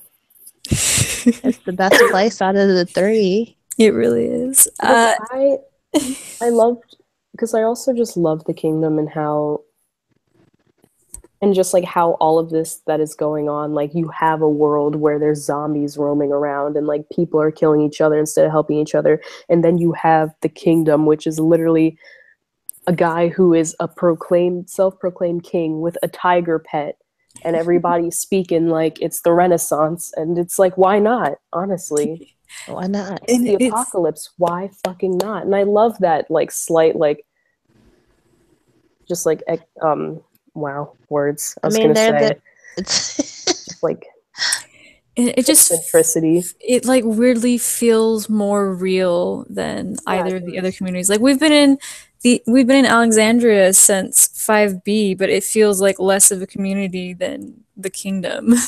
Right. And I Yeah. mean, and that's also because like Alexandrians were just living like it was normal life for so long. So it's not even like they really were a community. They were kind of just people that were living in the same area, and that Yeah. was it. Yeah, and it's like even the Going moments in grocery shopping in a Alexandria. garage. Yeah, even the moments when Alexandrians felt like a community, most of that was like in 5B, and it was kind of in contrast to Team Family. And then Hmm. most of those characters who were just like chatting and acting like everything is normal just got killed by the wolves or whatever. Yeah. So the Right. Alexandrians that are left don't really talk to each other. They're just in the background, sitting on pews, But Hey, it's like look, having sex with Tobin, Carol. also it's like you know, Tobin and whatever the black guy's name is, Scott. they've been there That's it. since That's the forever. Alexandrians. Yep. Yeah. They've been there forever. They're still holding on. I believe they might outlive everybody at this point. Who knows? I mean, Wouldn't yeah, that be Tobin's something if still Tobin out was the here. last person? If plot twist, Tobin becomes the leader. Oh my God. Then he's like, "Do you love me She now, loves Carol?" Tobin.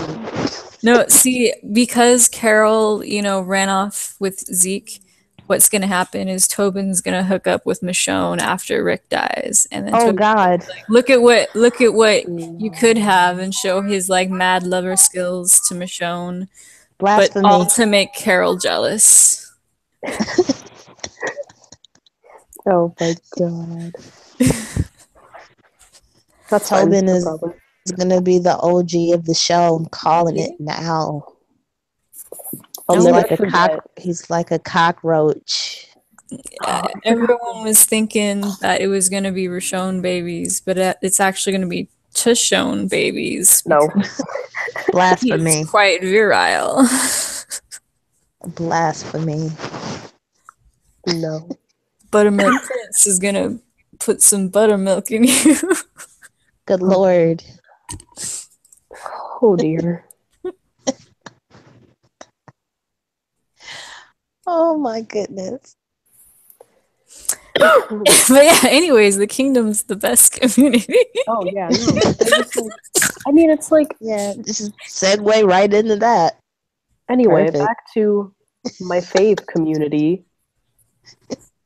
I just like, Yeah. 'cause I just love how like they're still such like resilient people, and how like the difference between, because it was episode 4 where um which episode 4 was the aftermath of like everyone getting killed from the kingdom, right? Mm-hmm. Like how that whole episode was that creepy looking guy being like, "You fooled all these people," while calling himself Negan, and I'm like, where, bruh? Like the irony here is too strong. Like, but the thing is that like it's not like the people in the kingdom are brainwashed, like in the way that like the sanctuary people are. Like they actually just like very much believe in like King Ezekiel, and they also just like are like um resilient themselves. Mm-hmm.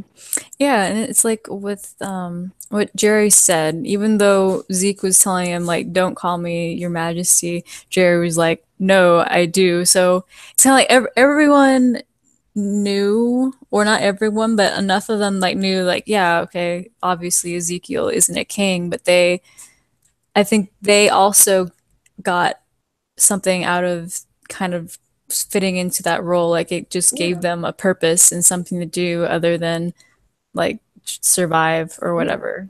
And he was this like, and King Ezekiel wasn't like, he may be referred to as a king, but he's not a tyrant, and it's not ran like it's an actual monarchy, but and like he is someone that they can trust, and they know that he cares more about their safety than anything else. Like he was distraught at what happened. Like he's still distraught that he will not leave like his like stage. Yeah. Yeah, and that's why he spent like so much of the episode just trying to sacrifice himself or trying to die because that survivor's guilt was so strong. He didn't he didn't feel like, and in as soon as he saw the gun, his first instinct was to tell them all to scatter and save themselves. So it's Right. like he very much he plays the role of the king, but it is very much in service to his people. Right. Like, and he told, and you hear him yell no as they all dive onto him. Mm-hmm. But they're just like such, they were just such an awesome community. Oh, that just left me so shook. I'm just thinking about it. Like episode 3, I actually really enjoyed episode 3. And just Yeah. like the end, I was truly just like, oh my God. At the end when they all jump on him and it just goes black. Mm-hmm. Mm-hmm. And Yeah. you see like blood flying and shit. I was like, first of all, this isn't how bullets land. Yeah. It was good though. It was. It was Yeah. good. It was a really good episode. Yeah, with 4, and then it kind of showed those nameless kingdomers, but it gave them that sense of like life and family and purpose. So Yeah. it was like it felt more genuine. Like there's times on the show where they've done that kind of thing and it feels like they're just manipulating you to feel bad, but it felt like because this was helping us empathize with Ezekiel, to see all of these kingdomers who are nameless to us, but to make them feel like real people who belong to the kingdom, who had families, who had their place and their role and their lives that they wanted to get back to. And you can see them as individuals in a way. You can see how Ezekiel cares about these actual people and their actual families, and then it kind of makes the tragedy of what happens more real, because you see these little glimpses into their lives, and then it just brings more context to what Ezekiel's feeling than if they had just been kind of just completely anonymous. Right. So in that sense, I think that works. But a lot of the time, the show just kind of will build up a side character for a hot minute and then kill them, and all the build up was just to make you feel bad, so it could be shocking or something. but this felt like there was like actual narrative purpose, because the whole episode was like a deconstruction of Ezekiel. So in order to understand him, you had to understand his people, kind of thing. Right. And you did by the end of the show. Mm-hmm. And it also, like, the way the kingdom was set up, even in its first episode, it just feels like such a real living community. They're just they did a better job establishing the kingdom as a real place over the hilltop, and then even Alexandria, for as long as we've been there, still doesn't quite feel like a community. Maybe that's because everyone there is an idiot, but that's entirely possible. And the Alexandrians, like, they don't hang out. They don't have little community get-togethers. We don't get those moments. Yeah, we don't get those types of moments. Like even a few seconds, like 5-10 seconds in an episode to show like the community side, or like the side of what they're doing on an everyday basis. Yeah, like they needed an episode 4, but for Alexandria, especially given that Carl's big moment is, sacrificing himself for Alexandria and doing so much for Alexandria. But we needed to check in with Alexandria in season 8 before it gets bombed. I just like got booted from my internet out of nowhere. I'm so tired of everything. It's the aliens. Honestly.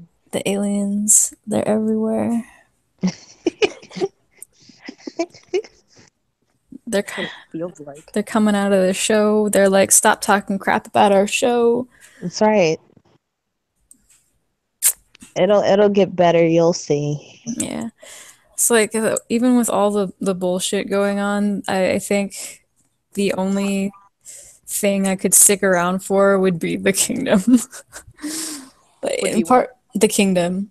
Oh Like yeah. with all the other bullshit on the show. And I know because the writing on the show is just garbage. Eventually, all good things must end. And at some point, things are just going to go bad with the kingdom. Right. Zeke's head's going to be on a spike, And or it just people like are just makes going to no be. sense though, like um how just like they were able to like give a backstory to these like background kingdom people after their deaths, but they couldn't like they can't do that for like their main characters. Mhm. It just makes no Right. sense that they like are able to flesh out these characters so quickly. Like the one kingdom person who she had like that flower that was on Yeah. her like That was. armor, and then you see it when she's a walker Mhm. and stuff. Like they're able to do stuff like that, but they can't even give like Carl out here a little bit of a little bit of screen time. Nope, he They said costs too 3 episodes. much. Yeah, it's something again like we get the context for what Ezekiel is doing because we see the backstory or like just the little glimpses into his people's lives, Yeah, and we couldn't get the same for Alexandria right. when Carl is about to like sacrifice for all these people. Like, who are these random Alexandrians? Right, like you see That are it never burning. ending. That just like they just keep repopulating. Like honestly, like Alexandria should probably have like 5 people there by now. That's true. Like they blow the place up, and it's like I don't care. Big deal. Yeah, I'm it's just also oh god, 8A just needed to have a pre-planning stage because they could have done that right. in Alexandria and done that in between just showing the Alexandrians as a community, And, as a home. right, and I'm salty as hell because we all know Alexandria is the nicest out of all those communities. They have power, and they said we're gonna bring the fight here. Like Uh, even Negan was like, "Hot diggity dog, this place is magnificent with that really big zoom out." yeah, and then they bombed the solar Right. panels. You notice that goddamn zoom out? I'm so happy somebody else mentioned that zoom out. Because when I seen that, and what was that, like 7-4? Yeah, That was another moment I laughed out loud. no, Hard. we were having a glorious discussion about it in the bunker. Because actually Doc was the one that brought it up, and I couldn't remember it, and she found a clip of it on YouTube, and it's literally called Negan zoom out scene because the world was like, "What is this?" But I love it. I'm like, this is comedic gold. It Y'all was said hot so diggity dog. funny. Whoop. It was So zoom so out real quick. funny, especially since I was not expecting that. Like, we never see no shit like that on the show. So it came out of And they've never did it again. nowhere. They've They never literally did it never done that again. again. I was like, what the fuck? I loved That it. zoom out, No, though. I'm like that person that did that zoom out. High praise, high Oh, it was praise. so funny. It's like somebody snuck that in there. Right? It's like they were told it had to be slow, and they said, "Bet." Right? This would Hot be diggity dog. hilarious. Whoosh. This would be hilarious. And it Oh, was. it was so It was so funny. goddamn funny. That And was then so funny. Doc also found, I say GIF. She found a GIF of because usually people jump up my ass for saying GIF and not GIF. She sent one in the bunker, and it didn't even have the text for like him saying "hot diggity dog." It said at the bottom of the zoom out, like GIF. It said, "Yeah, this zoom out really happened in front of our eyes, motherfucker," in all caps, and I died. It did. I Yeah. was not expecting Um, that. It came out of nowhere. It was so fucking funny. Mm-hmm. yeah, that's the Coral Grimes episode summaries. Coral. Coral on Tumblr. Oh my god. Oh well, now I That gotta and hit that that Tumblr. deer. Good times. Those were the two best things in season 7. That zoom out and that deer. And No, that deer. And listen. all of 712, of No. course. The best thing was Daryl's hand going through Shiva. That was Stop. the Oh single best Stop thing. it. Stop it. No, Just no, that didn't beautiful. happen. Yes. And someone somewhere in the tumbles requested a gift maker to like gift that, just like gift Daryl petting Shiva. Like, really? You wanna have this on loop? His just like still hand, and then she just like rubs her eye all up in it. Like, Oh my god. he's got his fingers in her brain. Like, you want this in gift form. Why did they do that? Because I could have sworn they had like an animatronic. So why did They had, it's like they had someone that was in like one of the like green suits. My favorite thing was actually Chandler was the one that shared it himself. How exactly like um season 7 finale went down with Shiva attacking the savior, and he shared the video of someone in that green bodysuit jumping on a trampoline and onto a savior to film that scene, and he was cackling at how funny it was, and I'm just like, this child, we do not deserve him. We have been blessed because he is perfect. So there He had to said, be let me show you all this. like, look at this, friends. Right now I need the one of Daryl petting a random person in a bodysuit. And he's not Wow. even petting him. His Missing. hands just like his hands just still. He's not even petting her. It's just like she's rubbing her eye into his hand. Wow. That's It's ridiculous. so bad. And it's that scene is literally only there because NR wanted to pet the tiger, and it's just like the crappiest And it's the worst stuff ever. Whatever Wait, you that's really why they filmed want. it? That's really why they filmed it? Because Yes. Norman Reedus wanted to pet the goddamn fake tiger. Yes. Go pet a real one and lose your hand. Like, I want to be cool. Cool. Sure, here you go. that is funny.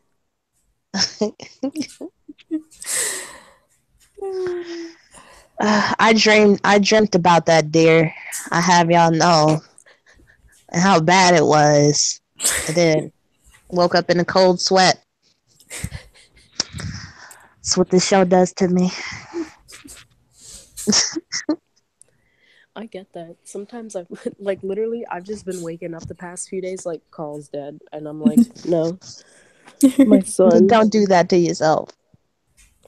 My son. Because at least with, like, because with Glenn, it's like, yeah, it happened in the comics. So it's like, I at least had, like, I mean, I still think it was bullshit forever and always. I'll be like, that is some BS. But at least I could be like, well, like, he's gone on both. But it's like, no, Carl literally didn't have, bruh. I mean, Glenn He didn't didn't have to die. have It's all a to. mess. You know what? I think Take it's back like everything I said. It's all a mess. it's like I think with Glenn, it's just like you had more of a concept that it was possible Yeah, that's Right. definitely because it was in the comics. Yeah, it's still like bullshit that he died in the show. Like, because comics, because Daryl's here, and now we have Carl, who died, even though he's in the comics, and it's not like it's anything new because the TV show is always killing people that are alive in the comics and shit. But yeah, with Glenn, it's just like the possibility existed. With Carl, it Yeah. was like, what? right. Right. Like what Andy said in an interview that Scott called him to tell him like someone was dying, and Andy had like 5 guesses, none of them were Carl. And then when Gimple told him like Carl was dying, he just like was silent because it's just such an egregious like I would have been like, why? mistake. Make sit that. here and tell me how that makes sense, motherfucker, because I don't know how it does. Clearly, the whole cast disagreed with him on this, and he didn't give a fuck.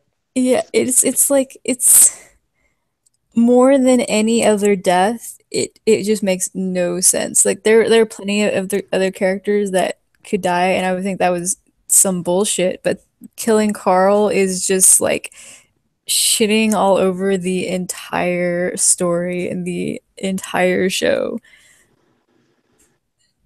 Yeah, it is.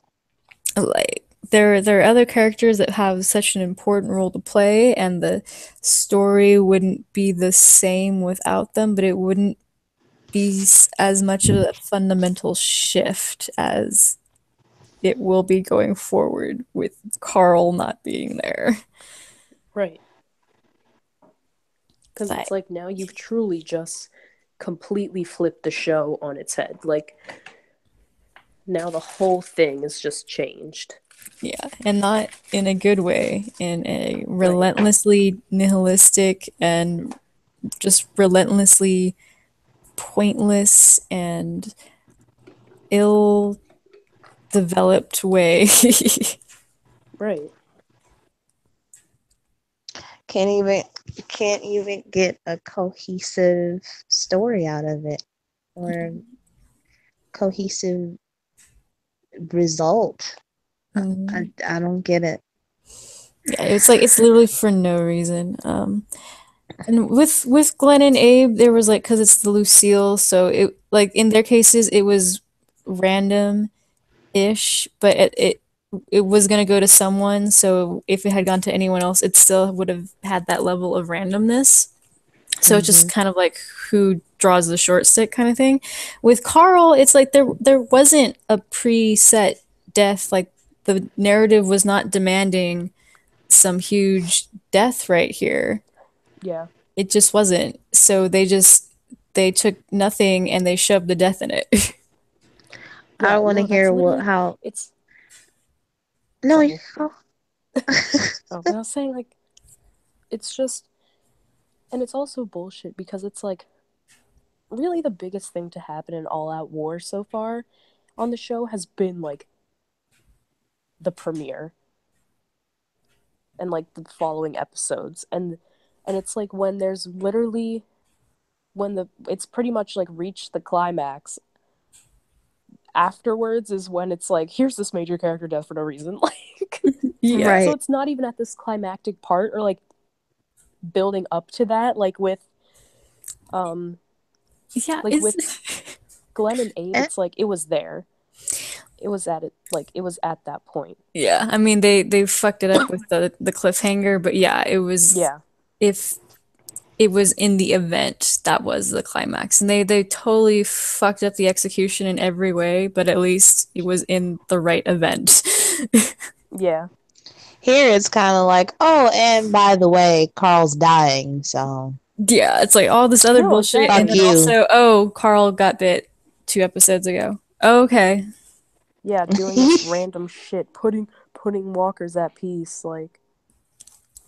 Like And I It bothered understand me. that concept, because like I understood that concept like when it was being explained, but I was also like, now's not the time, like, and that's been me like pretty much this whole time is now's not the time yeah, and Right. like for any of this. yeah, and like Carl respecting people's beliefs in the afterlife has always been part of his plot, so that Bro, at least literally, that felt like real, but at he the same time literally he's like called Carol a fucking idiot. yeah, but yeah, then Rick tells him you don't do that. Right, And then right. in season 4, Patrick dies and then he's like, so was Patrick Catholic? And then it's like, no, Oh he yeah, that's right. wasn't. And then he takes the thing apart. And then with Michonne, when she tells him about Andre, and then he's like, oh, maybe Andre and Judith are together somewhere. So it's like Yeah. he started out as a little turd and just farting all A little over poor turd. Carol. but Yeah. then but But it was then funny. He Rick's said, "You're an idiot," and and then I was Rick's like, like Rick's like son of mine, you cannot be an asshole. "Yeah, Like like." the world And they're is shit. Just let yeah, people believe whatever they need right. to get through the day. But hey, Right. but then Rick was out here in these streets ripping down Gabriel's, being a Yeah. petty Betty, ripping down his signs. He was That real was funny petty. though. But that was different. That wasn't him necessarily shitting on his beliefs. That was just because Gabriel was shady as fuck. That's But true. He yeah, was like, so why do you need to preach to anybody, Gabriel? Bye. yeah, so it did make sense for Carl to like respect that and understand that, but it was Just just not the time to be like, yeah. let's do that now. Yeah, not in It the was middle like, of a war. okay, I get that, But what we're going to do here is I'm going to take you back to Alexandria. Get you some new damn clothes. like Uh, actually integrate this person into Alexandria and build up that leadership role and show that he is going to become the leader instead of being like, so we're going to go have fun now and Stab kill some some. walkers and I'm going to go Yeah. get bit. It's going to be lit. Yeah, like right, he was frolicking. I'm yeah, like, like wait a minute, what's going on here? his And dad is Sadiq out off here was to lame ass. I war. was like, why can't you kill walkers quicker than this? Carl has them all piling up on him. Sadiq's just standing there. I was like, what's Yeah. going on? Yeah, this is what Sadiq does. He should be like an expert walker killer. Right. If he just goes around killing walkers and that's what he does and he's not dead yet, like he should be a He should be an fucking expert. badass. Right. No. And the fact that he when he answered the questions and explained why, I was intrigued by his character, but now it's kind of they're probably not going to do nothing's going on with him now. It's just really he just seemed to have popped up just for Carl to have this weird change in heart and then Die probably just and then yeah. Right. He's Like probably how he's probably people just are gonna look at him and be like, you got Carl killed, fucker. It's your right. fault. he's just there to take the blame. He's just gonna be like the one piece in this Carl plot, and that's gonna Right. be it. And then the story is gonna try to make us feel like And shit. and We then say it's his fault. he'll be Rosita's baby daddy, and then that's what's gonna happen. No, I think that's going to Dwight. I No, don't know. no, I have a I've heard about feeling. that I and don't I have know. literally I read threads on Tell It to the Dead about that and I just wanted to comment saying no. And there were people that were like, I'm all for it, but I want to rain on their parade by just being like, no. I've seen that But I did shit want to rain on since their parade. 7-4. You're raining on my parade, damn it! I see it. Nope. But also, Dwight was please just no, too he much of a is douchebag. Better trifling than looking. Daryl.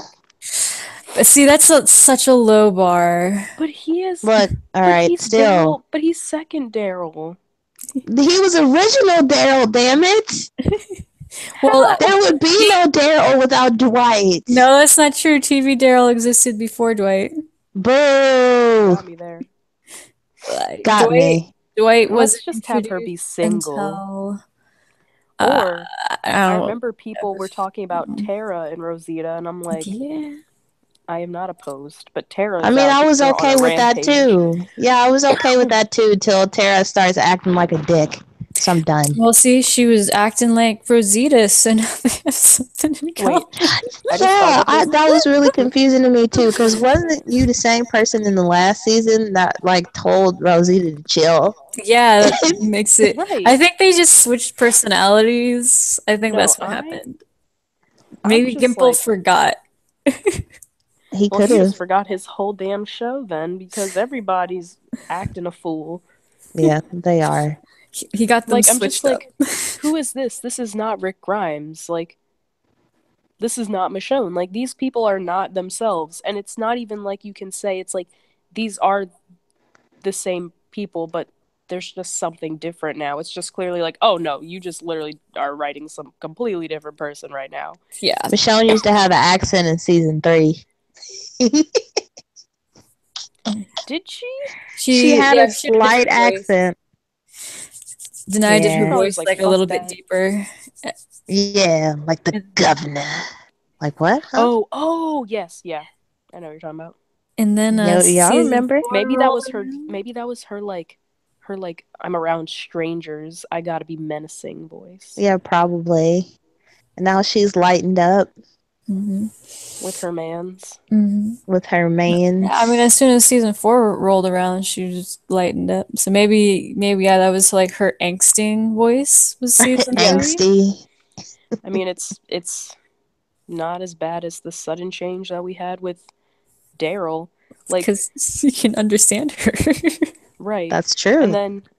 And then I actually like Andrew Lincoln's voice change that he did, because he actually dropped his voice lower for it, and it just like works really well for his character, like with like the more things that his character has gone through, Mm-hmm. especially Getting all because grizzly. yeah, like watching season 1 and 2, he had like it was a higher pitch and it wasn't as it was still like of course a southern twang, but now it's like more intense. He said the Kang. Kang. Dumb. Okay. Hanged him. I just love Kingdom. his inability to say Carl and how it has to be 2 syllables. Did you see when That he was talking about that? It was so funny. He I was think like, everybody makes fun of me Carl. about it. no, I love And it. why couldn't he just why did it have to be Carl? Why did it have to be Carl? Oh yeah, why his name had to be that. Yeah. He I was like, why want couldn't that it could have been John or something? Why did it have to I be want that Carl? artwork though, that it's where it's just a piece of coral wearing the sheriff hat. Yeah, that's funny. That's great. Because I know Doc has it and I want one too, and it says underneath coral.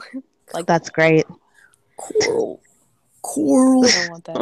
But I have a poster that I got that is of season 4, and it's after the prison break, and it's Rick and Carl just like on the tracks walking, and it says like "Don't look back," and I'm just like, my fave time. Like Yes. I love 4B. that was that good shit,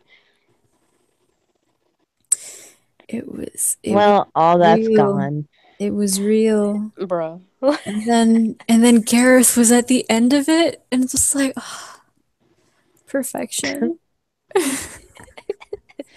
Your fave, I your love fave villain. my hipster cannibal. Yes. And I also like that they didn't try to Who do like, hmm? who was there? What happened? What? My hipster cannibal, Gareth.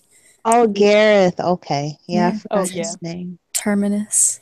I accidentally called him Garrett earlier. I was close though. It's understandable. It's funny because people call him like the Apple Store guy because he just looks Bruh. like. Yes. We usually call him like the Starbucks Or guy. like yeah, like coffee shop. Coffee shop. He looks like the one you'd see when you go into a coffee shop. No, Yep. he's Spider-Man 3. That's who he is. No, he looks better than that. Don't. And Spider-Man 3 was horrible. No, I'm so upset. But He has what the I hair though. oh my god. Anyway, like what I really liked too about the whole Terminus storyline was that like they didn't try to do this bullshit where they're constantly comparing Negan and Rick and being like, we're one of the same. No, they're fucking not. They are not two sides of a damn coin. They are not on the same playing field. No.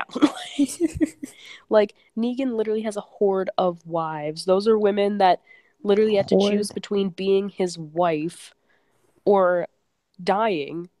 And so they consented to that, but doesn't mean that they really wanted to or Yeah. wanted to consent to everything else that goes along with that. Yeah, choice death or like death or something else. That's not really much of a choice. Right. Oh, That's really just an ultimatum. and then Negan's fucking hypocritical ass in the finale is like, "Oh, you gave everyone else a choice to surrender, but you didn't give me a choice," because his choices were like die, and and he's all Right. upset that his choice was die or something else, and then like or die or die. I'm like, "Whoa, well, Yeah, because you were never gonna get another choice, bitch. Like, you're horrible. And like, Okay. and with Terminus, like how they actually like they went into the just like backstory and it was done well and like you still felt and you were able to feel bad for these people that became the villain, but it was still like okay, but eating people's fucked up. Like yeah, yeah, yeah." It's like it was their downfall was interesting, and you can see how they got to the point that they did, but it right, never came out and made some kind of like excuse for them. Like, oh yeah, this is this just happens. It's acceptable. It's just right. It was sometimes people just go crazy. Like, no. right Well, because it he became like hmm? Yeah, he feels like Gimple feels like he needs to soften the blow or try to make everybody understand when Rick spares him eventually in the Nope. end. So This is that's why they want to draw that false kind of equivalency of, well, they're really the same. no. No. And they're not. And like this is the time like well like we're have like right now like we have all of these sexual assault survivors coming forward with their stories like and all this happening in Hollywood. Like now is the time while they have this shit-tastic villain that is absolutely a sadist and a rapist like Mhm. have his downfall and address what he is, but instead they don't want to do that. They keep pushing aside the fact that he has a horde of wives. Like it was brought up once and he was just silent about it. Mhm. Are you fucking kidding? No. Like this is the time to address that and also fucking murder him. Like Yeah. Just I would love it if the his wives like killed him or oh, overthrew if they him or revolted, something. good Yes. shit. It would make more sense to kill him in the TV show versus the comic because everybody tuned in to season one. I mean seven one, that first Yeah. episode. So they're not gonna forgive that. Like Right.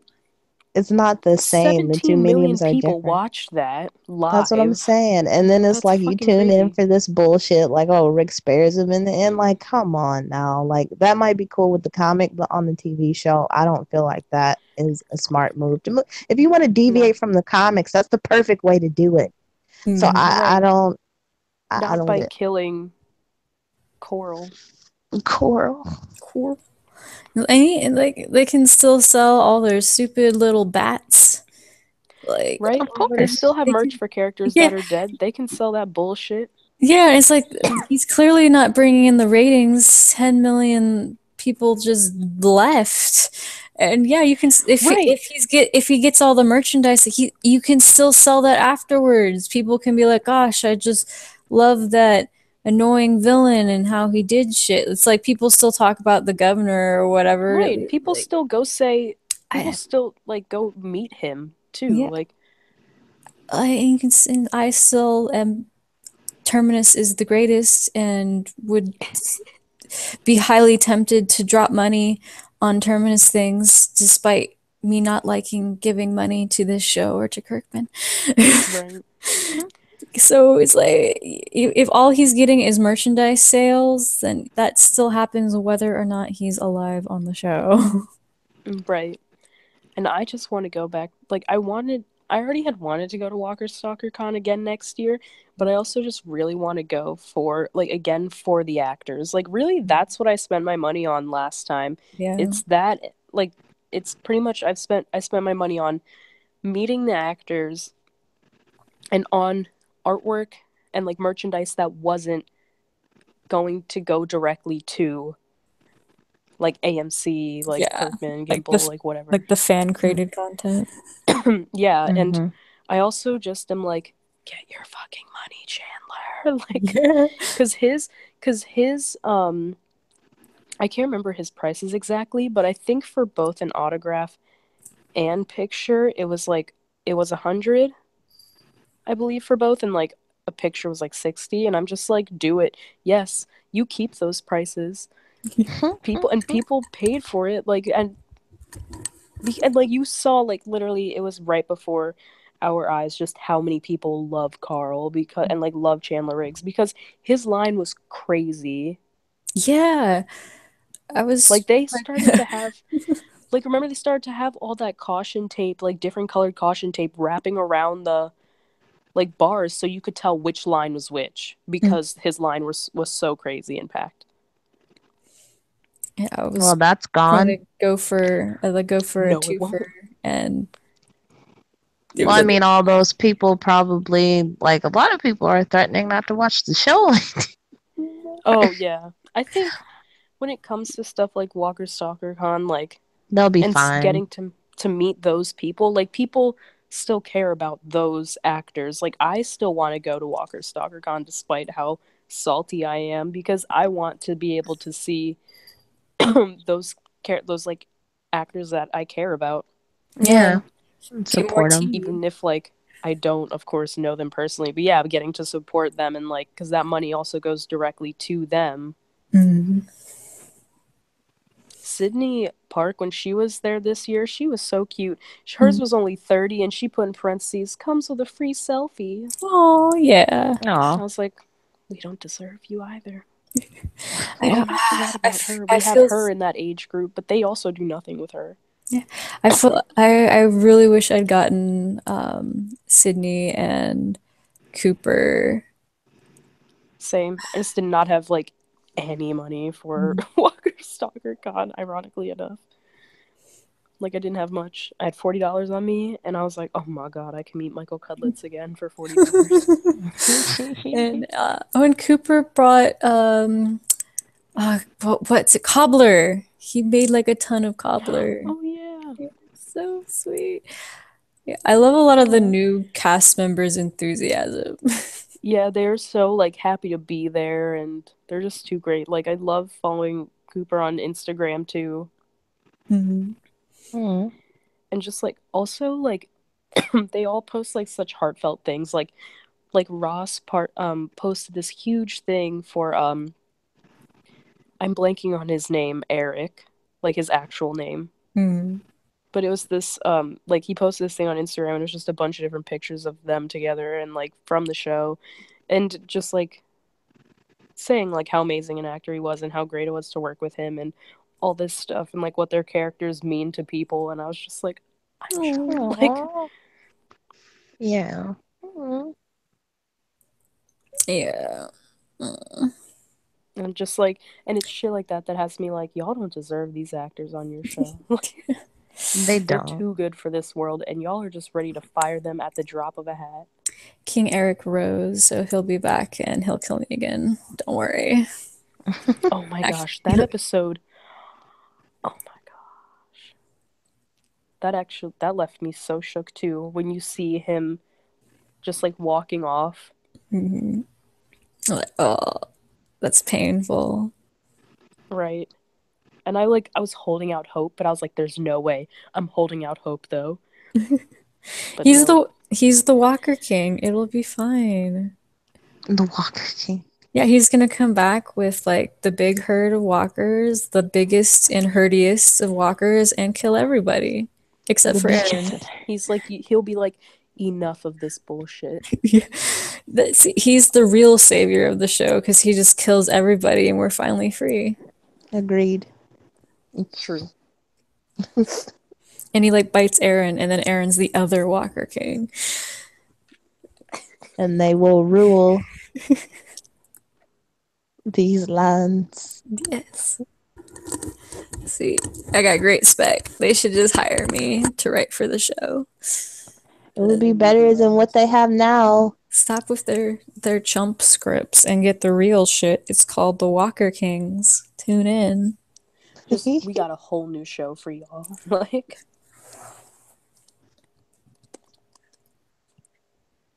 Seems like that's what they want to do anyway. Turn it into a whole nother show.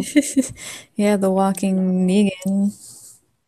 Can't get jiggy with this it's shit. literally just it's literally just gonna be Negan and Daryl. Like I want to see what happens with Aaron. Like I want to see what like him and Enid are up to, and I also just want to see like I'm curious if they'll ever actually do the Aaron and Jesus storyline.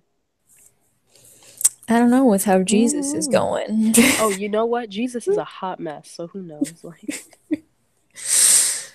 Jesus thinks he's Jesus. So that's our problem here, first of all. Like We You got don't know wait, so you anything. got Negan with the God complex, Jesus with the Jesus complex. So who's the Holy Spirit? hmm. That's Let's a good just say question. Daryl. Because Daryl out here thinking he's always right He's the Holy Ghost. when he is always wrong. The ghost of the show. shouldn't really be The here. last time I made a decision, someone died, and the time after that, I made a decision, and I made another decision, and he just keeps making decisions, and things keep blowing up, and it's like it's not your fault. Okay, I'm just gonna keep making decisions then. I'm just like, dude, you're literally just killing everyone. Yep. Yep. And And not in then like not in an intriguing Morgan way, in like a just a dumb fuck overgrown child way. no, because Yeah. he has to kill them in order to devour their storyline. It just keeps growing and growing, get more the fat and gorged the and grease gross. the grease fire needs to be fed. Nobody wants to see that shit. Put it The away. one time Daryl ever showered was like after he ended up at Hilltop, where it was like clearly maybe a little bit kind of cleaned. No. Like the hair was still greasy. I don't know. I don't think he did. I think he just got He new just got new clothes. clothes. Yeah, and then the clothes were cleaner, and that it made it look like he'd showered. They created the illusion because the clothes were clean. Mm-hmm. I would like, I always thought if they wanted to do something funny, they should just have, like in Alexandria, have Carol spray him with like some water, Yes, hold him down. she should have done that because she kept Like telling when, him to fucking shower. yeah, especially when he told her she dressed like a grandma or something like that, Mr. Rogers. And she was like, "Do you shower or something like that?" I was like, "Oh, now was the time you should have held him down." Ooh. That was so romantic, though. It's definitely not something a Bullshit. mom would tell her teenage son. That's exactly what I don't get that. And those are the same people that say they didn't see Rick and Michonne coming. So I don't take these people seriously. They're I'm, just I, terrible at relationships. I don't know how you can see like a woman threaten to hose down a man and think, yes, this is a romantic relationship. Like Right. that's just someone mothering someone The else. relationship for the ages. I don't know, maybe it's because so many of those sitcom relationships are basically the wife is like the husband's mother. Oh, I hate that shit. Yeah, it's creepy. I'm not your damn Taxing. mom. And taxing. It is. I just never seen it. So forgive me.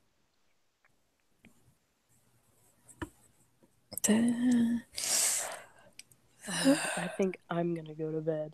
Yeah, it's a good idea. We've That time. we've fucked Gimple aplenty. We fucked Gimple. I mean, So we have gone through so much in this one podcast. We have, proclaimed fuck Gimple, but we've also created whole new plot lines, We whole have. new directions for this We show. We have. have literally rewritten it all. Hand me the pen. That's Hand right. us the ink and the quill. Pay us at least $50,000 a piece. All have, right, have these are good ideas. have you seen TV writers' salaries for like a few weeks of work? I'm like, How much? what? This is why the writer's strike happened. This is like 2 or 3 months of work, and they make more than me. Right. Oh, So give me that salary. give me Give that me money. that. Give me that money. They earn okay. It was like you can get you can be a staff writer, the contract for like at least 20 weeks, and you'll earn $3,700 a week. A Nice. week. And Give then me that money. I if mean, you're at a level above staff writer, you can make like 6,000 a week. Give me that money. I wonder how much WWE writers make. I could do it. how how did Gimple finesse his way to the top? Is what I'm wondering. They just kept firing everybody else, I guess. You know And he what? was the That is yes so yes true. man. And they were like, we need somebody spineless. That's There he right. is. Yeah, Spineless. because Darabont had his ways, and Mazzara had his ways, and they both were held strong to their standards, whether those were good or not. And AMC was like, can't have none of that. Goodbye. Right? They're like, backlash. No. Yeah. Yeah. No. No, none of Yeah. that. Like Mazzara didn't care. He killed off Andrea. And Yeah, and Mazzara they were like, fucking you're like, I done. mean, he might have just been full of shit, but he said if it served the story, he would have killed Rick, which the idea of things serving the story, if it legitimately served the story, is at least something that I can respect. But yeah, I was like, he would have just right. been And killing if it did, whoever. and like, I mean, honestly, if it really did serve the story, like, which Mhm. it looks like it will eventually in the comics, at least, like, Mhm. it would have happened, and then it would have been Carl who would take over. But here we Yeah, are. Right. yeah. It's like That's why the eventually Rick dies. That's how the story ends. But yeah. yeah, I mean, that's why the story is all over the goddamn place. It has no real sense of direction because Gimple. yeah. It's not like okay, now Rick dies, and then yeah. And they just keep moving them up. AMC just keeps moving them up. Like, here you go. Mm-hmm. Take this, take that. Yeah, Because they'll, they just they haven't really done, I don't think, a good job of building anything that specific that Rick's left behind, like the team family in general, but we have like 5 million different complaints about how team family doesn't even feel like a family, and Right. uh it used to. It used to feel like that. there has to be some sort of legacy that he leaves behind, Yeah. and I guess it would at this rate it has to be Judith, but like she's not a character yet, and if Right. you like time jump it and all of a sudden she's a character, it just feels cheap because she would have only really shown up as a character all of a sudden. Yeah. Right. Like, even in the mid-season finale for season 7, it still felt like a family because of the fact that they all came together, and Rick even like said to Maggie, like, I wasn't listening to you before, but I am now, like owning up to a fault, and like, but here we are. Mhm. Yeah, I guess it's like every once in a while, it's like they remember that they're a family, but then for the most part, everyone's just kind of they're Forgets just again. yeah. There's just so many missed opportunities, and then for a plot point, everyone will remember that they care about each other. Right. And I think it's also just like Gimple, like, and just maybe like just all the writers or something. I don't know. Like, they just do not. I don't think they understand how exactly, like, because the cast has only gotten bigger. It's like they kill off people, yeah, like they kill off main characters, but the cast is huge compared Yep. to the beginning, and I don't think they understand how to like keep it all together when the cast is that big. Right. If you need somebody else to help you with the shit, bring somebody else on. Mm-hmm. If you can't manage it on your own, which clearly it looks like you can't. And they and they just waste so much time with these monologues and speeches and stuff. When you have a big cast, you need to have people like interacting more to get them to all have their plots and such. They can't Right. just be speeching at each other all the time. Like, Speeching. the speeches will make sense only sometimes. Like, in Hmm. the premiere, I was fine with them because it was them building up, Yeah. like, basically, like, talking right before the battle kind of thing. But it keeps happening. Like, Rick, yeah, I mean, yeah, Rick pretty much did give a speech to the fucking garbage pail kids. Yep. And then they Just were like, we don't care. speech, speech, speechity speech. Uh, and I liked Michonne's monologue in the season 7 Yeah. finale or mid-season finale, but it's also because Mm-hmm. she like never gets to speak ever. So it was like, oh my god, this is the most words she's ever said Very true. Right. ever. So that like that one because she never said anything ever Right.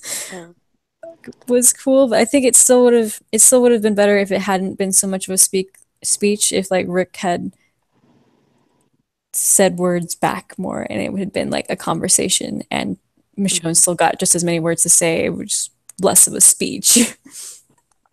Which I Right, was and like, skimming through like reaction videos at the time just to see, and a lot of people skipped over that part. It made me pissed off. Like, well, why Michonne's are you speech. skipping over Michonne's speech? This is like Yeah. Because this is that everything. speech honestly was also like, that was something that came back too. Hmm. Like that was something they like Rick would refer back to and remember. So it's kind of like that one. At least you're fucking yourself over, because then you're gonna be like, why is this significant? If I you think skipped over it. I think people skipped it because the lighting was poor. One for another I don't know what the The fuck they're doing with for lighting. another service one, lighting. like the big call to arms was the scene at the hilltop. So it Yeah, was Hmm. like the Rick and Michonne moment was kind of quiet with terrible lighting, and then kind of making the same point that we're gonna fight back, et cetera, was at the hilltop. Yeah. yeah. I liked Maggie's speech, the end of season 7. And I Hmm. mean, I liked that she also mentioned Glenn, and she said, like, I was just following his lead, but I'm still like, this isn't enough. This isn't enough for Glenn. Are you kidding me? Glenn was the one that saved Rick. And he didn't get, and like, they just, like, it just, a lot of respect was paid to Abe's character, especially since Sasha died. But I was like, damn, y'all really out here disrespecting Glenn like he's nothing. Yeah, it, And if that happens with Carl too, oh my god. I think it like annoyed me because Glenn was getting all these accolades after he was dead. I Yeah, was like, that's where's the the other thing. shit when he was alive? Right. Like Glenn was always the one that was basically willing to do anything. Like he literally, y'all said, let's put you down a well to get out a nasty ass walker. I also Walker will bait. never understand that plan. That made no goddamn sense. I wouldn't drink that water if you told me that there Yeah, was a like walker. why Oh, would but you we drink? got it out. That's trifling. No. Yeah, that's And gross. yeah, like figure out a way to kill the walker. Like even if you're gonna try and get it out, figure out a way to kill it before you do that. Like you just get That a thing long was so sharp soggy. stick. That was not gonna happen. Like just get a long sharp stick, It's stick it in dumb. the head. It's dumb. And I love that scene though when then Maggie told Glenn he's like she was pissed at Glenn just because she knows that he's better than how they treated him. And I was like, girl, yes. Like Yep. that's my power couple, yes. Yeah, yeah. It's like, don't let these dumbasses waste you. They're all a bunch of idiots and they can't get shit done, so they just rely on you all the time. Right. And I better see Herschel Jr. at some point. Yeah, season 20. Oh my Right. It'll Herschel Jr. will be played by me, just so you know, everybody. God bless. Hey. Just, I told Liv that if she sees any casting calls for little mixed Asian white babies of a certain age. Yep. Or just look a Hey. certain age. You So in go there. Like the next generation, that'll be me playing a 16-year-old or something. That's right. yep. If you look it, just be like, don't worry about it. I am. I can play that. I can't. Don't worry about it. Eternal youth. It's true. All right. I'm gonna really call it quits now. Yeah, for reals instead of for fakes. We should About all that just time. say, let's all just say fuck Gimple together, and then we'll call it a podcast. Okay. Very Sounds long good. podcast. I hope someone actually listens to this whole thing. Yeah. We've Right. we've had viewers. True. All right. So how about on three? Fuck Gimple. 1, 2, 3. Fuck Fuck Gimple. Gimple. Gimple. Oh shit. We didn't say that together. Fuck Gimple. Fuck Gimple. Just over and over again. Fuck Gimple. Okay. Thank you all, and good night, Funkable. Good night. Fuck Gimple.